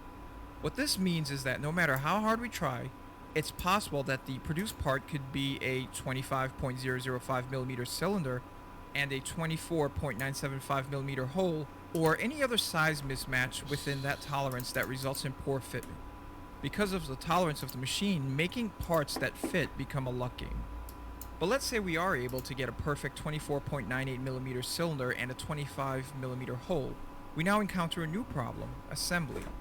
On paper, that shouldn't be a problem, just slide the part in. But if you compare real life to paper, it quickly becomes obvious that to fit these parts together, they have to approach each other in a perfectly aligned manner. It would be virtually impossible to do this in real life with just our hands. Making use of positioning tooling may help, but at the increase of cost, complexity, and time of assembly. Engineers solve both of these problems by introducing the concept of a fit clearance. If we take into account the purpose of the part's fitment, a purposeful gap between components can be designed in to both accommodate for manufacturing inaccuracies as well as assembly. Fitting parts together can be categorized into three types: a clearance Mesmerizing. fit, location fit, and an interference fit. These are In a super. I clearance knew fit, nothing a about this significant before I gap is watched created this. It's really between cool. parts. This may be done to aid in manufacturing and assembly. This is often found in parts that are inexpensive, non-critical, designed for tactile use, or require simple motion, such as with simple slides or rollers. Many of the components we interact with daily, such as buttons, switches, knobs, and other tactile controls, operate with clearance fits in the 0.25mm range. In a location fit, a very tight gap is created mostly to accommodate for manufacturing inaccuracies. It's usually used for precision part fitment and generally requires tooling or force to aid in alignment and assembly. An interference fit is a unique circumstance in which a smaller part is stretched with heat or tooling in order to force a larger part into it. This is generally done to pin parts together with friction and can be very effective in areas where other means of component fastening aren't available. In general, engineers choose fit and clearance specifications by balancing the requirements of part functions, manufacturing costs, material properties, assembly costs, and serviceability. Often the feel of quality or cheapness of a product we use can be directly attributed to the choices made in this juggling act. This is about 25 microns, the next step on our journey. Wow. We are now in the realm of machine-only processes. How small is 25 microns? This thin razor blade is approximately 4 times thicker. This is the tolerance in which simple machines exist. Firearms, quality hand tools, lower-end machine tools, and less critical automotive parts can all be found here. Coincidentally, this is also the rough size of the popular standard of small sizes, Human hair. the thickness of a human hair. Here. As we approach the 25 Like the way he micron said mark, that. we enter the realm of precision fit. At around 1/10 of a millimeter, assembly by human hands only becomes difficult. Below this tolerance, a combination of extreme care, tooling, and force may be required. We can't directly see or feel changes at distances this small, so measurement tools are a must. At these tolerances, the effects of temperature on materials require consideration. For example, a This is 25 interesting. I millimeter didn't aluminum rod realize cut how at a much length of aluminum 200 millimeters expands. at room temperature will expand up to 51 microns when heated to 100 degrees. An aluminum part machined on a cold day may come out of specification on a hot day, An even more extreme but more common example of this is a car engine. Modern engines are composed mostly of aluminum and can have temperature swings from bitter sub-zero winter temperatures all the way to its 100-degree operating temperature. Engineers take this into account when choosing clearances as well as designing around expansion in general. Let's take a look at thermal expansion in practice. This is an engine piston. It channels the force of fuel air combustion into rotational energy. Connecting it to the rest of the engine is this steel cylinder called a wrist pin. At room temperature, fitting the wrist pin into the piston is almost impossible due to an extremely tight clearance. But if we warm up the aluminum piston to 65 degrees, the hole in the piston expands to the point where the wrist pin can easily be inserted by hand. Moving in order of magnitude down, we enter the realm of the micron. This is the practical limit of general machining. At these tolerances, not only does part temperature have to be taken into account, but even the operating temperature of the equipment used to create the part needs to be considered. Wow. Often grinding a surface slowly is needed to hit tolerances this low. But what does a micron look like? Well, we're in the realm of surface textures now. This is 3 microns, a size roughly similar to a tiny silt particle. To put this into perspective, 1200 grit sandpaper, a grit used in polishing that has a surface roughness similar to leather, protrudes a little more than 2.5 microns. The red blood cells that run through our veins and arteries are only 6 to 8 microns. Just the act of holding a piece of aluminum in your hand can expand it with body heat more than 20 microns. Wow, Astoundingly, that's crazy. A micron is only about 10,000 atoms of distance. Components holding tolerances down to 2 to 3 microns are typically reserved for precision machinery, machine tools, tooling and jigs, instrumentation, and are prevalent in engine components. In many machines, including engines, clearance gaps in the 2 to 5 micron tolerance range are used exclusively for maintaining consistent oil films for use as liquid bearings. The tolerance of this gap is absolutely critical to creating proper oil film strength for the oil's viscosity. These minuscule gaps allow years of engine life with minimal actual metal-to-metal contact within an engine. Directly machining lengths even smaller than a few microns are possible, but are reserved for highly specialized machinery usually designed for instrumentation or science. Working at these scales, we begin transitioning into processes such as photolithography, nanotechnology, and other submicron processes that are beyond the scope of this video. With current semiconductor manufacturing technology expected to push distances of 5 nanometers by 2020, at this level of small, we are literally dealing with distances 50 atoms wide. Crazy. Great content, great channel, guys. Really would love for you to check it out, support him. Brilliant stuff. He's got a bunch of really, really great videos on all kinds of cool stuff. Speaking of VR, and this is going to be a good segue, I think, into our practical demonstration, which I'm kind of excited to get to. So we're going to jump into this NVIDIA's new AI journey into virtual reality. I'll let this take it away, and then we'll start setting up for the demo. This is 2-Minute Papers with Dr. Károly Zsolnai Fehér. Today, we are going to see how NVIDIA's crazy new AI is able to understand basically any human movement. So, how is this even possible? And even more importantly, what is pose estimation? Well, simple. A video of people goes in and the posture they are taking comes out. Now, you see here that previous techniques can already do this quite well. What's more, if we allow an AI to read the Wi-Fi signals bouncing around in the room, it can perform pose estimation even through walls. Now, you may be wondering, what is pose estimation good for?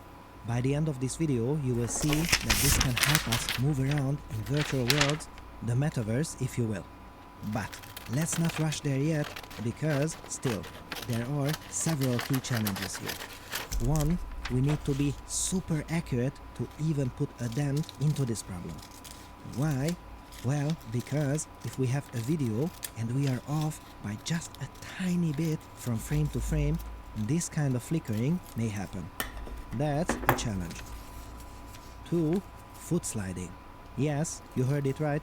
Previous methods suffer from this phenomenon. You can see it in action here. And also here too. So, why does this happen? It happens because the technique has no knowledge of the physics of real human movements. So, scientists at NVIDIA, the University of Toronto, and the Vector Institute fired Cool. up a collaboration. U of T, and when right? I first Respect. heard about their concept, I thought you were doing what? But check this out. First, they perform a regular pose estimation. Of course, this is no good, as it has the dreaded temporal inconsistency, or in other words, flickering. And in other cases, often foot sliding too.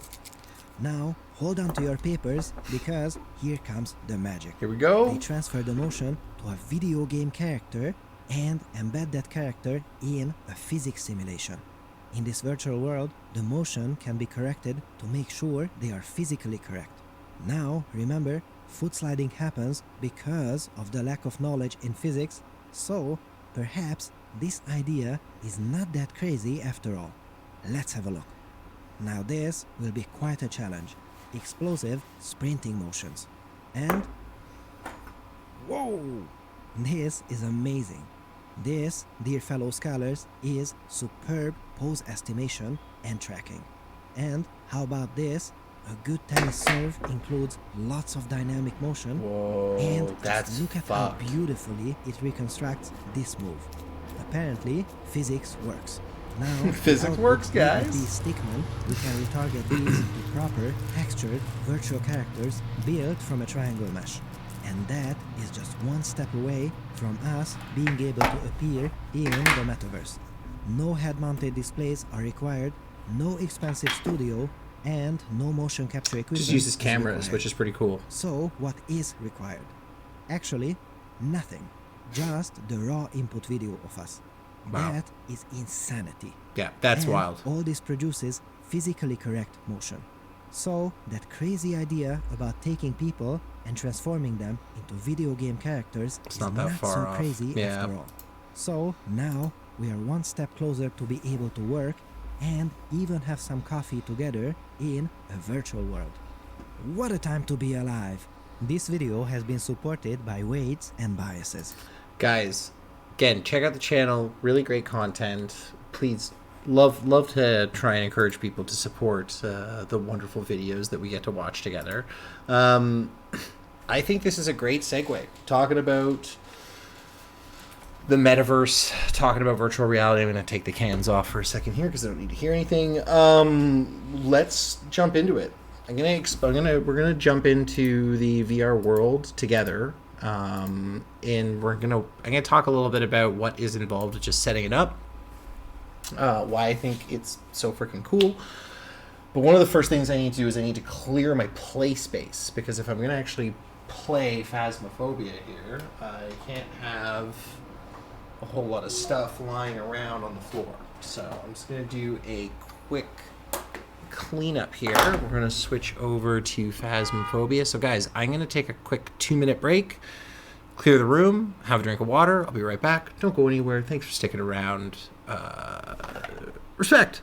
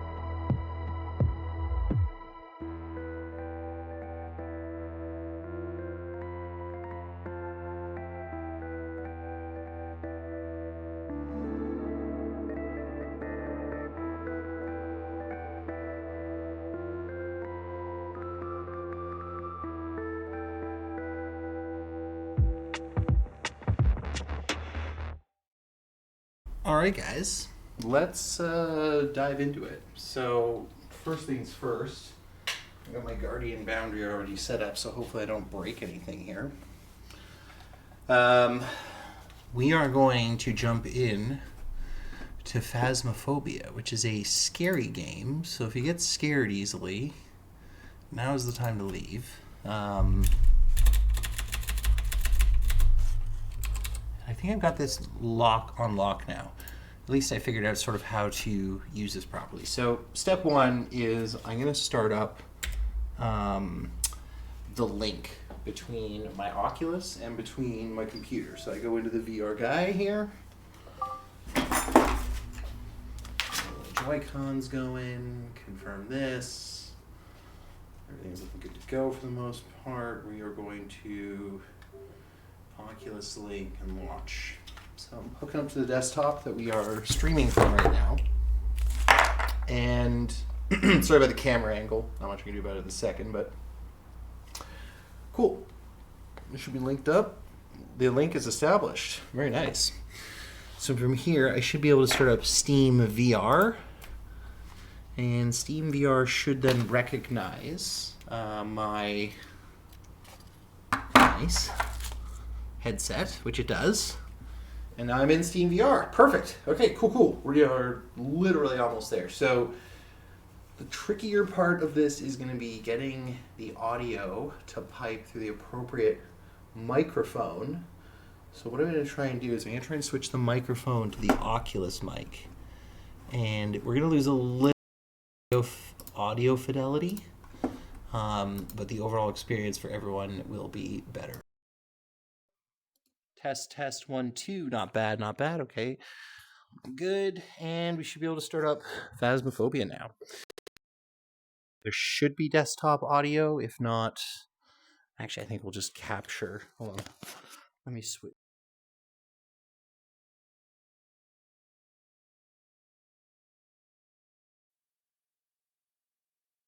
All right, this should do the trick. So let's go. Phasmophobia. We're loading the game. You guys in a second should see the game, which you do, and the audio, if everything goes well, should be piping through properly. And yeah. Welcome back. There's some jobs ready for you. Excellent. All right. We are in the metaverse, guys. Matrix. It is real. Who am I? What am I? What have I become? Let's jump in. Looks like there are others out there in need of help. Yo, what's up, guys? Wow. Instant kick. There's some jobs ready for you. It's kind of hard. It's tough. That is a tough... Brian Peppers. I remember Brian Peppers. That's an old meme, but it checks out. Yo, what's up, guys? What's poppin', buddy? What up? Chillin', my dudes. Who's the host? Pine, you're the host. Yeah, I know. Yo, fuck the sticky keys, honestly. I agree.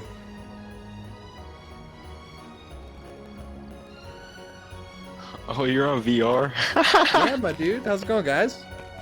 What's up, man? Hey, if you got VR, can you just like place the hoops right in the middle? Yeah, place the hoop in the middle. Place? It's kind of hard on PC. Okay. Wait, where'd it go? Let me try it. Let me see here. Oh, I did it! Oh. Oh, nice. Wow, cheating. Absolutely cheating. Yeah, sorry, this is 100% not legitimate play. I'm doing All right, it. I'll start it. That was cool. All right, Don't start it guys. yet. Hold on. One more try. Hey, wait. Alright, start it. He's gonna do anything.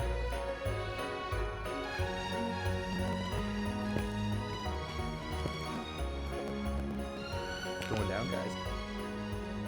You good?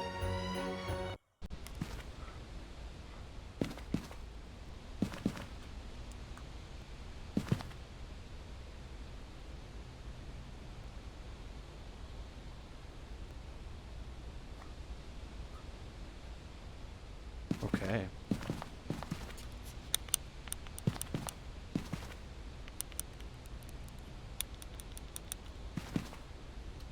Oh shit. So when you have a VR, you have that little walkie-talkie on your shoulder or something? Yeah. I guess I. Yeah, that's how he has to. He actually has to put his hand there to use a walkie-talkie. Stupid. Oh. It's like he's a fucking cop. Oh shit! Did that Fucking get narc. Narc? Saxophone. Gotta keep the cop away from our brain drugs.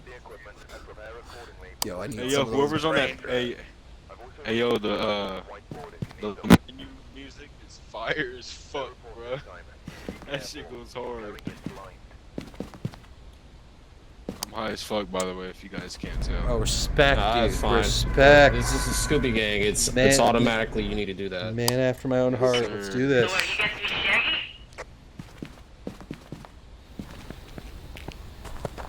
Where are you? How old are you? Are you French?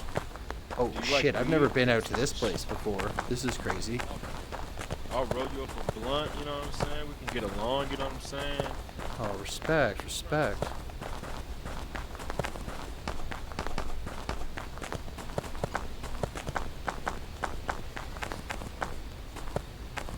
I'm gonna die for No, you're good. sure.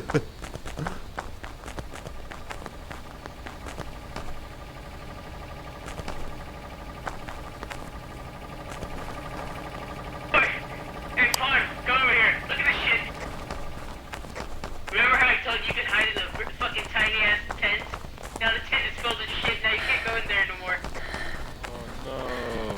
Can you hide back here now? No! Oh shit! That's bullshit. We're fucked. Wow. Oh, he's over here. Hit that tent, the ghost could not touch you, period. Uh-oh, where's my flashlight? I do not want to lose this. This is very important to my survival. Okay. I got EMF 3 over here. Roger on the 3. Yeah, this ball, it just touches the bar.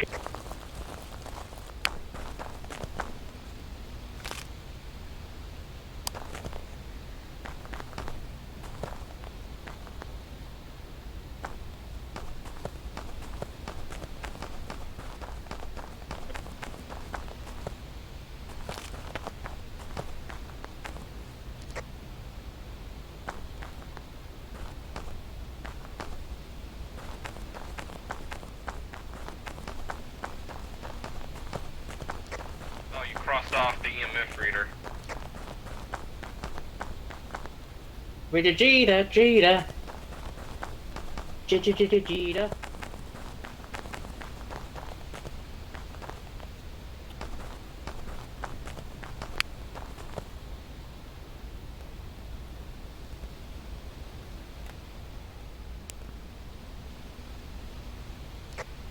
Oh, the shit fuck.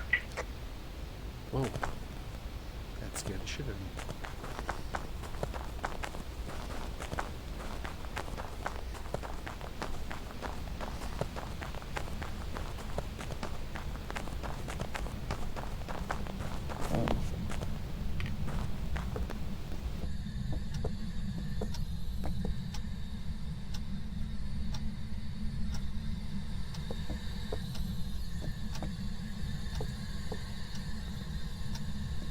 Yeah, bring a camera into the cabin.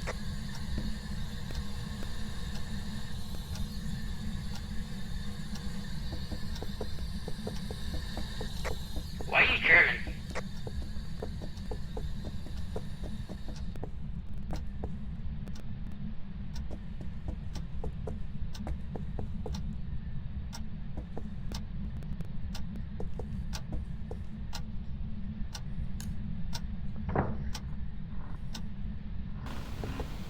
What happened?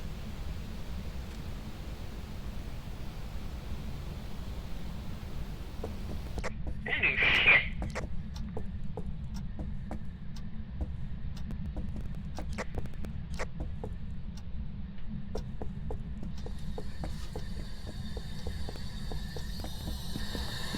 Alright, so there's a camera down here. Alright. Our ghost hunting game. Where the fuck the ghost at, bro? I'm kind of getting irritated. What's its name? It should be in the journal. Check the overview. Roger. It is Paul Wilson. Paul Wilson. Yo, you got Paul, two where you fucking at? names, huh? Paul Wilson. Hey, Paul, where you at? I'ma stick you with the fucking knife, bitch. What's good with it? Trying to get stabbed, motherfucker? You can pick up a knife. Here, look at me, look at me, look at me. The guy that's in VR, look. Shit, yeah. Oh, shit. What else could I grab? Can't grab. Oh, I could grab the plate. I could break it. That hard fucking plate. Oh yeah. Shit landed. Look at it. In the ground. What are you talking about? That dirt. A house.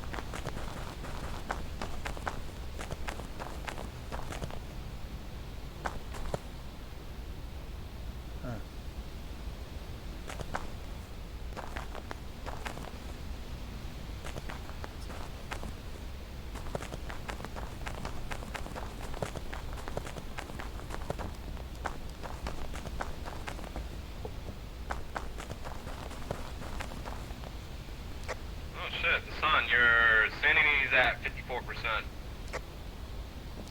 That's problematic.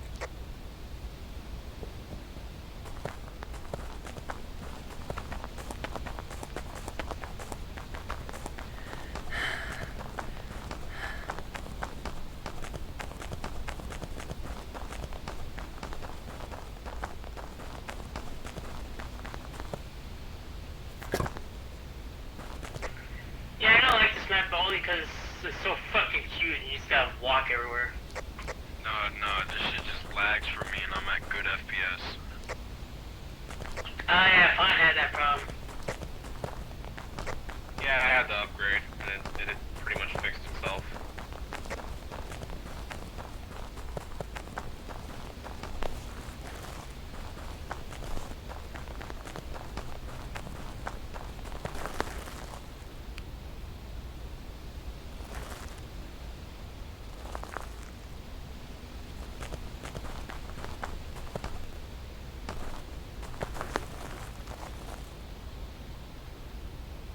Yeah. You okay over there, buddy? All good.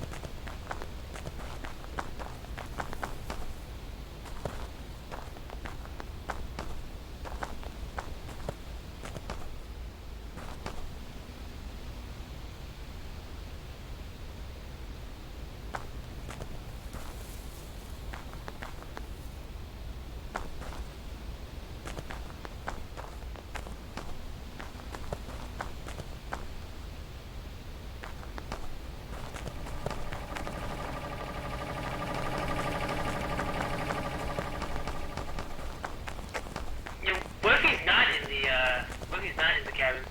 Found a skull over here.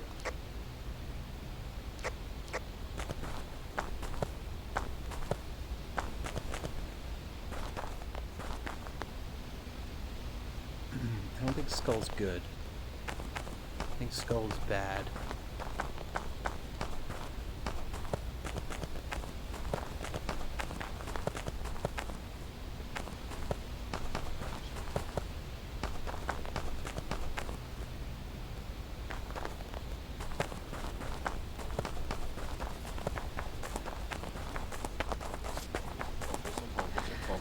Whistle. I'm gonna keep saying that motherfucker's name till he responds. Paul Wilson. Where are you? Paul Wilson? Kind of a pussy ass ghost. I'm not even gonna lie to you. Paul Wilson.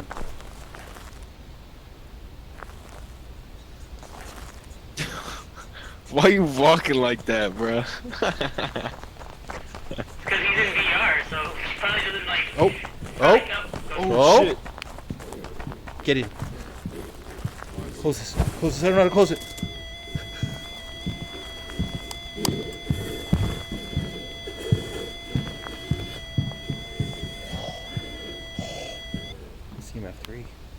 With my last breath, I curse pardon!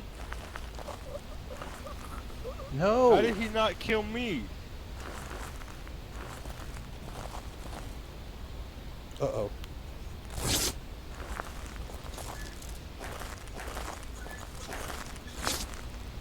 Yo, can you shine your flashlight in here? I think I dropped it.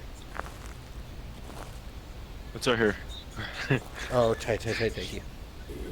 That's a knife, huh? That's a fucking... Oh, ball. That's our friend, I think? Or is that a ghost? Fucking shut up! That's right.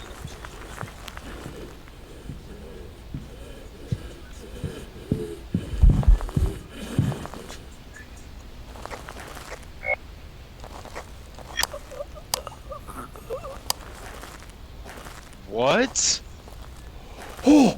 Oh! Oh my god!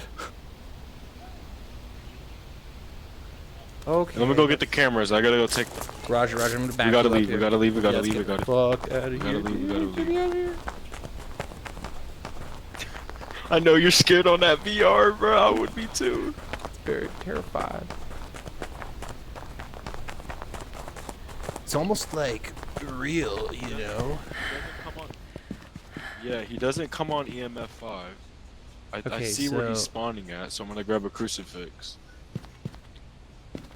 I'm gonna also grab a book. Fuck the spirit yeah, I'm box. gonna ditch That this. doesn't work. I'm gonna ditch this EMF. I'm also. What else can I grab? I'm gonna camera. Here, grab this book. Take these. I was gonna take cams real quick. Do them Okay. real quick. Okay. Grab book. You got it. Do we know even where Sir, it let's is? go. Yeah, I saw it spawn. Okay, sick. Saw where it spawned at.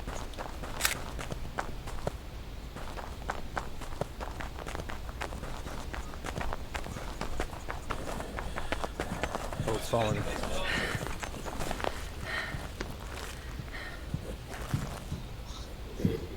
No, we can't close this for some reason. Oh, I think I'm dead.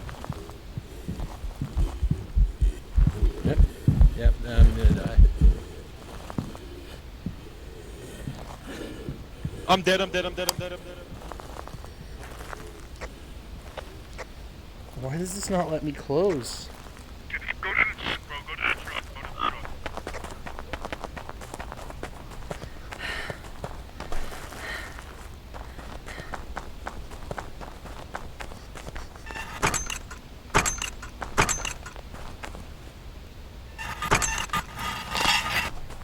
Oh god. Get me out of here. We gotta get out of here alive. One of us needs to make it alive. Okay. Ball bouncer. Stop bouncing the ball if you want me to leave. There we go. Okay. Vroom vroom. Let me hear you say whale. I hope I just got that on camera, me walking into a wall. Oh shit, this is fun. Welcome back. The job's ready for you. I fucking called it! It was a banshee! I knew it! Because it went straight for me and then straight for Pun! Oh, hey. Damn. Dude, I thought it was gonna kill me, bro. It saw me. I don't know how it killed you, dog. I kind of felt bad. Like, what the fuck? Wild. That was fun. GG boys. I fucking called it! I missed that. I gotta fix the audio. I just realized that I need to exit the Oculus link and go back into the main software so I can set up my earbuds properly, because when the audio is piping through the headset, I'm sure you guys can extra hear it and it's super aggro.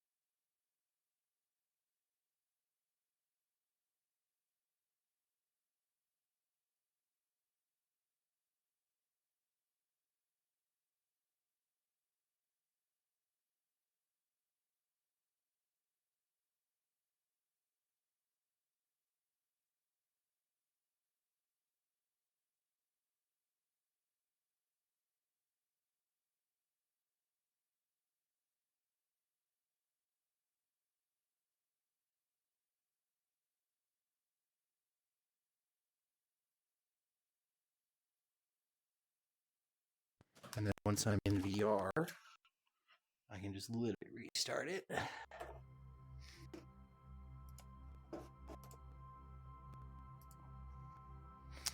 And then I think we're back in business here. Oh, yes. Yes. Here we go, boys and girls. Ladies and gentlemen, people of all sizes, ages, we are VR. One thing I will say is the quality of the video is definitely encumbered by it being on wireless. I think that if I was on wired, the graphics, at least on my end, would be a lot better. A little bit less janky, as they say in the industry.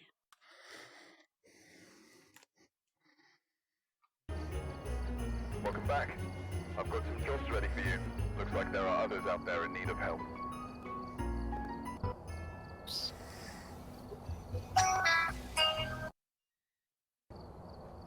Welcome back.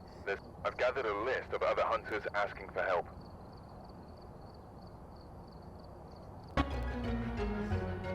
Yo, what's up, guys? Hi. Oh snap! You're VR. Hell yeah, dude! Ready to get real scared and pee my pants in the real world. You're the first VR player I encountered. I promise I'll be the worst.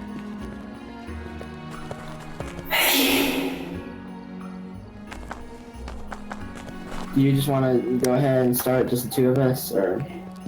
Oh, let's look for some more folks. Let's get a whole game. I'm terrible at this game, so you don't want me as your only teammate. All right. What kind of contract we thinking here?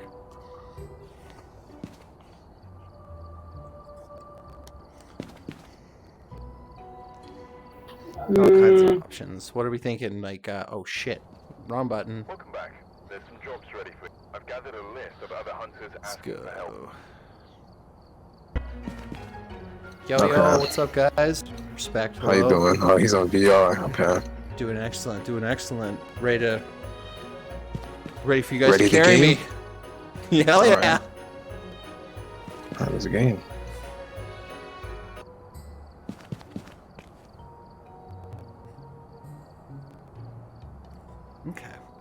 Okay. I can respect this. Is good.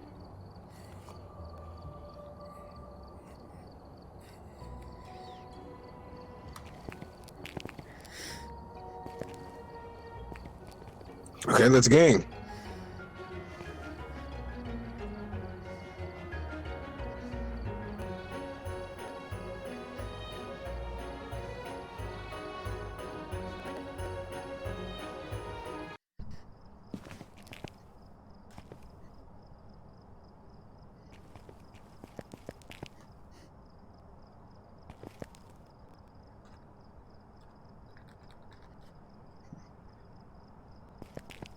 We've arrived. Check the equipment and get set up before investigating. And remember, Bro, VR looks so stupid. Not really though. Hell yeah. Pick up a GoPro. Oh, good call.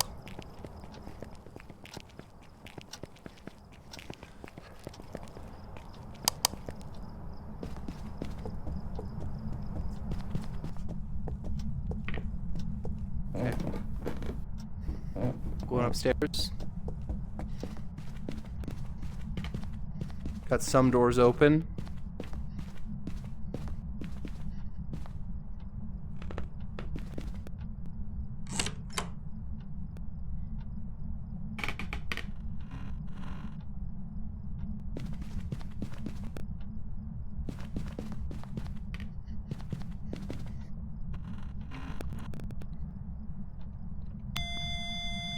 Oh, I got EMF 5 up here.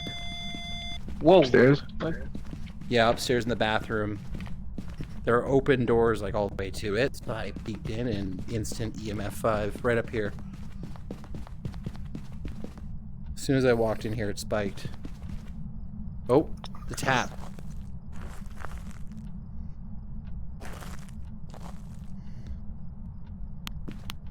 Yeah, I feel a lot of dark energy. I feel a lot of dark energy. I love it. Yo, I feel it too now that you mention it, dude. Holy shit.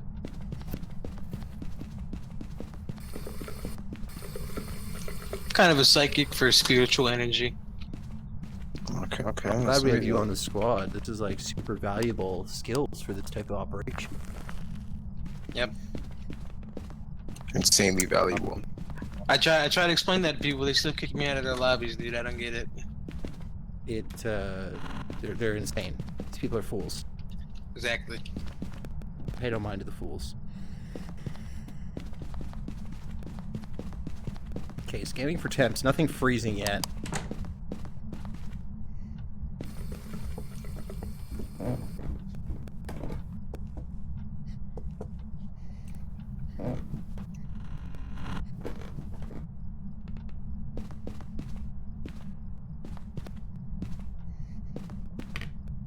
That activity hit a goddamn 9. Was that a 9? Anybody want to go to the basement? Roger, on my way. We're gonna have to go this. Please be Roger.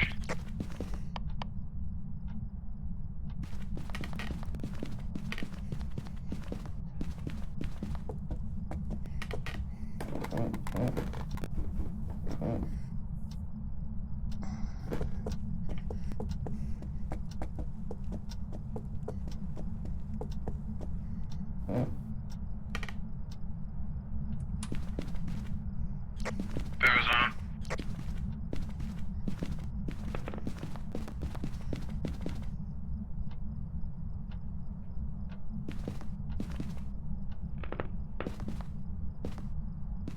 Have we found the ghost?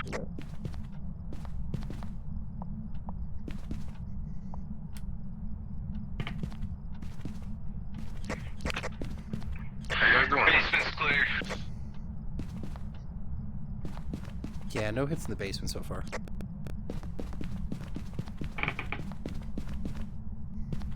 Where's the breaker? It's in the basement.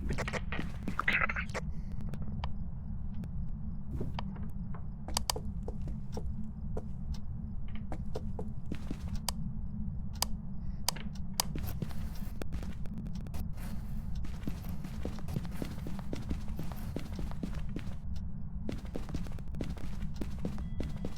Freezing temps up here. Freezing temps upstairs. We're coming. Yeah, this room back here. Second floor. This is ghost room, okay, cool.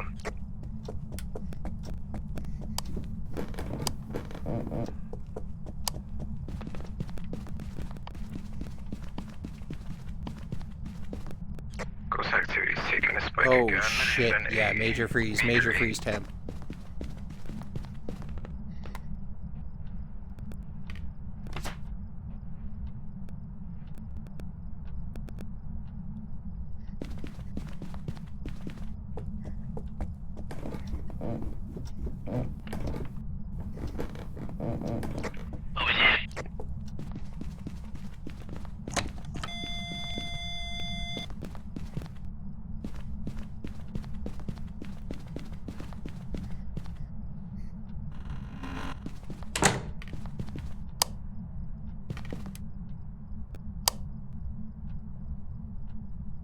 Let's fight the rig. Whoa.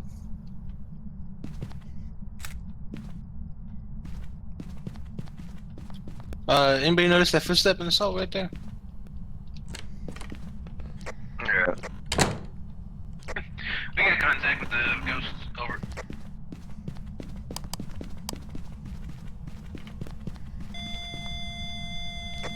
What's his name? EMF 5. I don't see its name yet.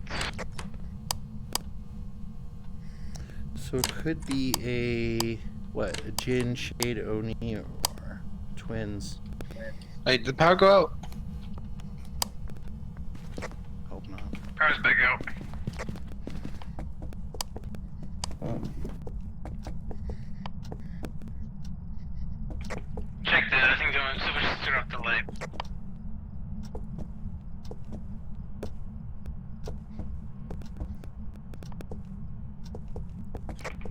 gotten any demonic possessions yet or not? No. Roger that, Roger. What do they look like again? Tarot card, Ouija board.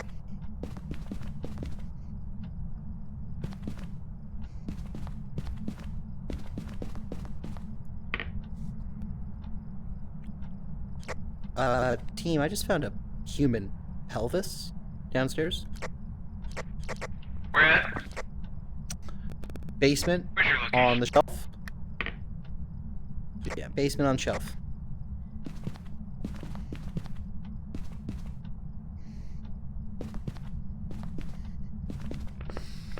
Seems like a weird thing to have in your home. Yeah, take a picture of it. Right.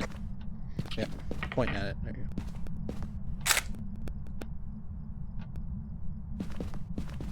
Oh, wow. What do you got? I'd probably guess about 30 days old at most. It's fresh-ish.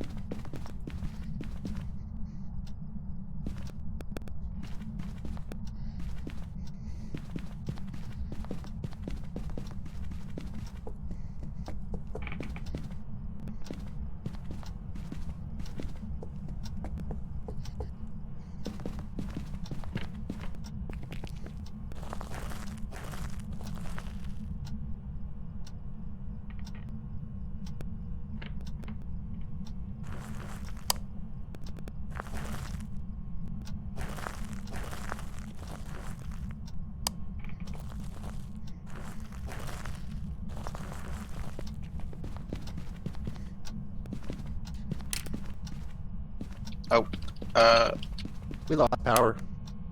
power's out. Yeah, Power's out. going downstairs.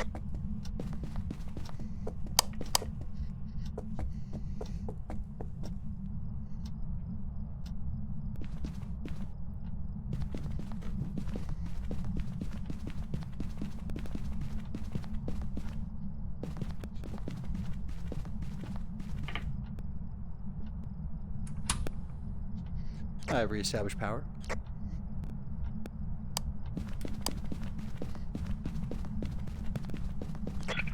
I believe we have ghost swords, but stand by. 10-4.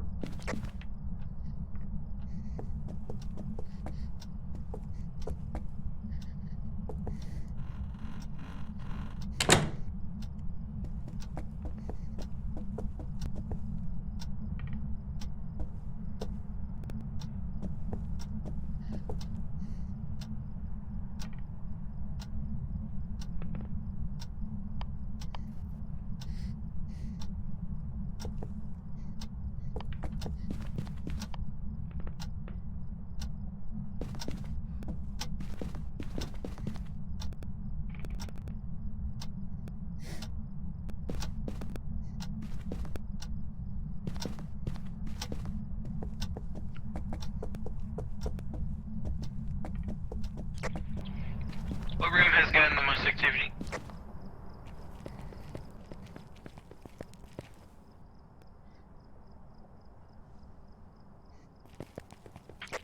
We don't know right now. It's kind of like there's activity in the house, but I don't know where it's at.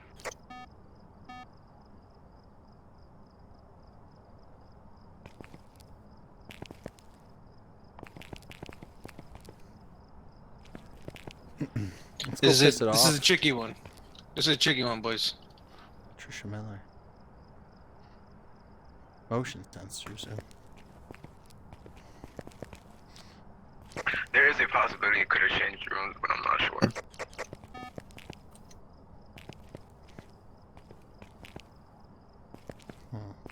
Okay.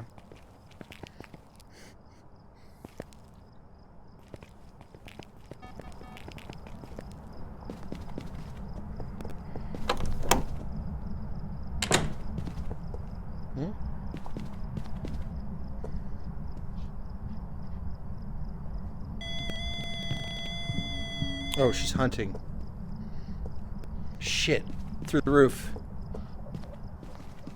There, we lost a damn good man out there just now. Alright, well, we know where the ghost room is.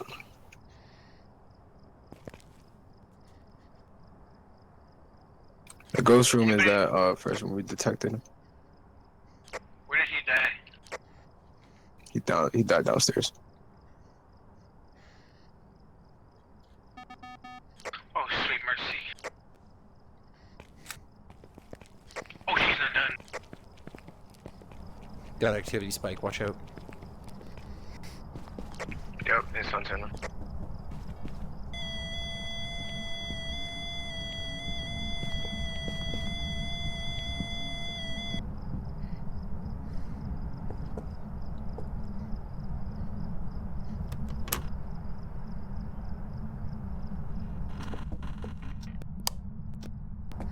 Oh, that's terrific. Oh.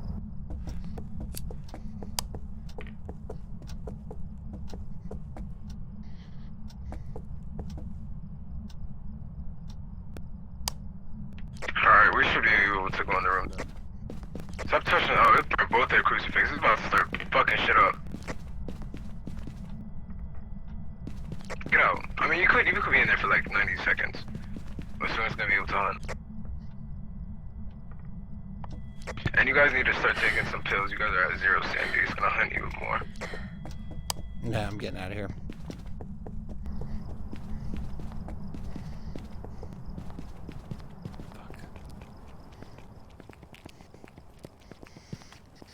Alright, what's the game plan here? How do we do this? Give me a second. Okay. Could just go in there and yell her name a bunch. Let's try that.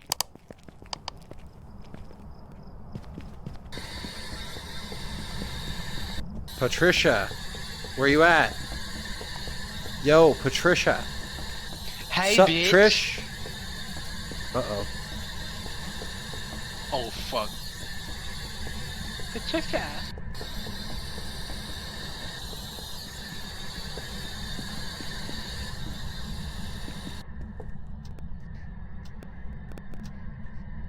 Oh, yeah, dude, she got the fuck out of these crucifixes.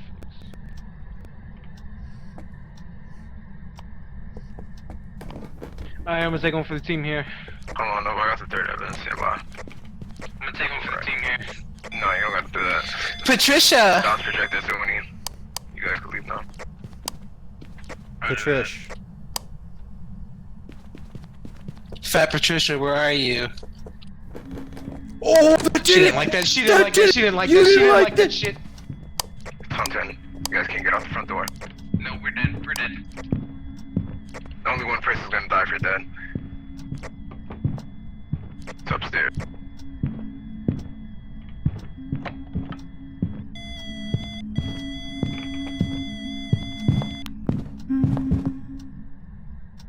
Down. Go. Hunt is over. I'm getting the fuck out of here.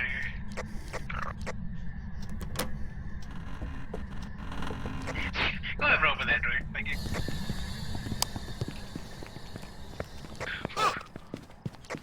You guys alright? Good man.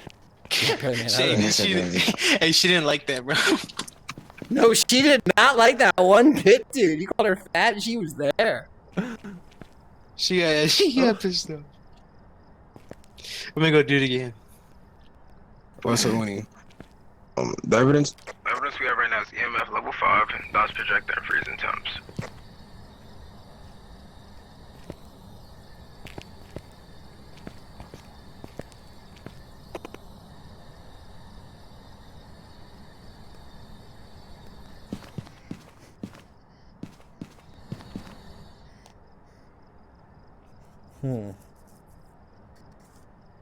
There definitely weren't any fingerprints, right?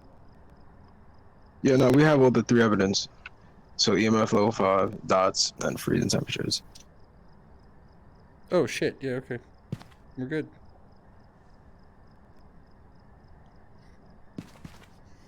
Oh, it hit it? Yeah, we can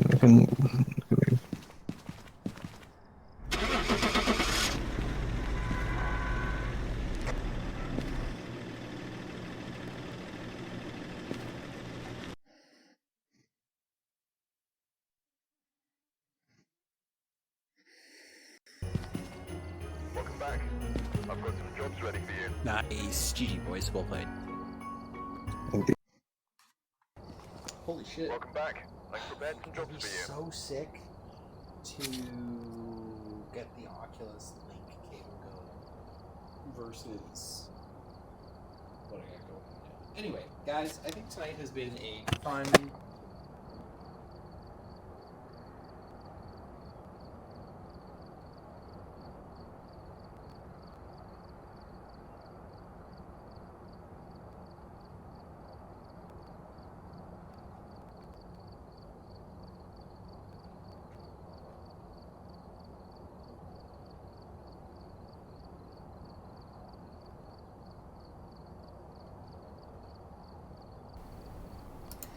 Alright, so that was a fun excuse to play Phasmophobia with you guys. I really appreciate the opportunity to hang, to stream, to talk about all kinds of exciting stuff. That is going to conclude tonight's episode of Tuesday Tech Talks. For those of you who stuck around for this long, mad respect, love you guys, means a lot to those of you who came out, even if you just said hello for 2 seconds. It means a great deal to me. So thank you very much. Love you guys, and I'll catch you on the next episode. Keep looking at the stars, guys.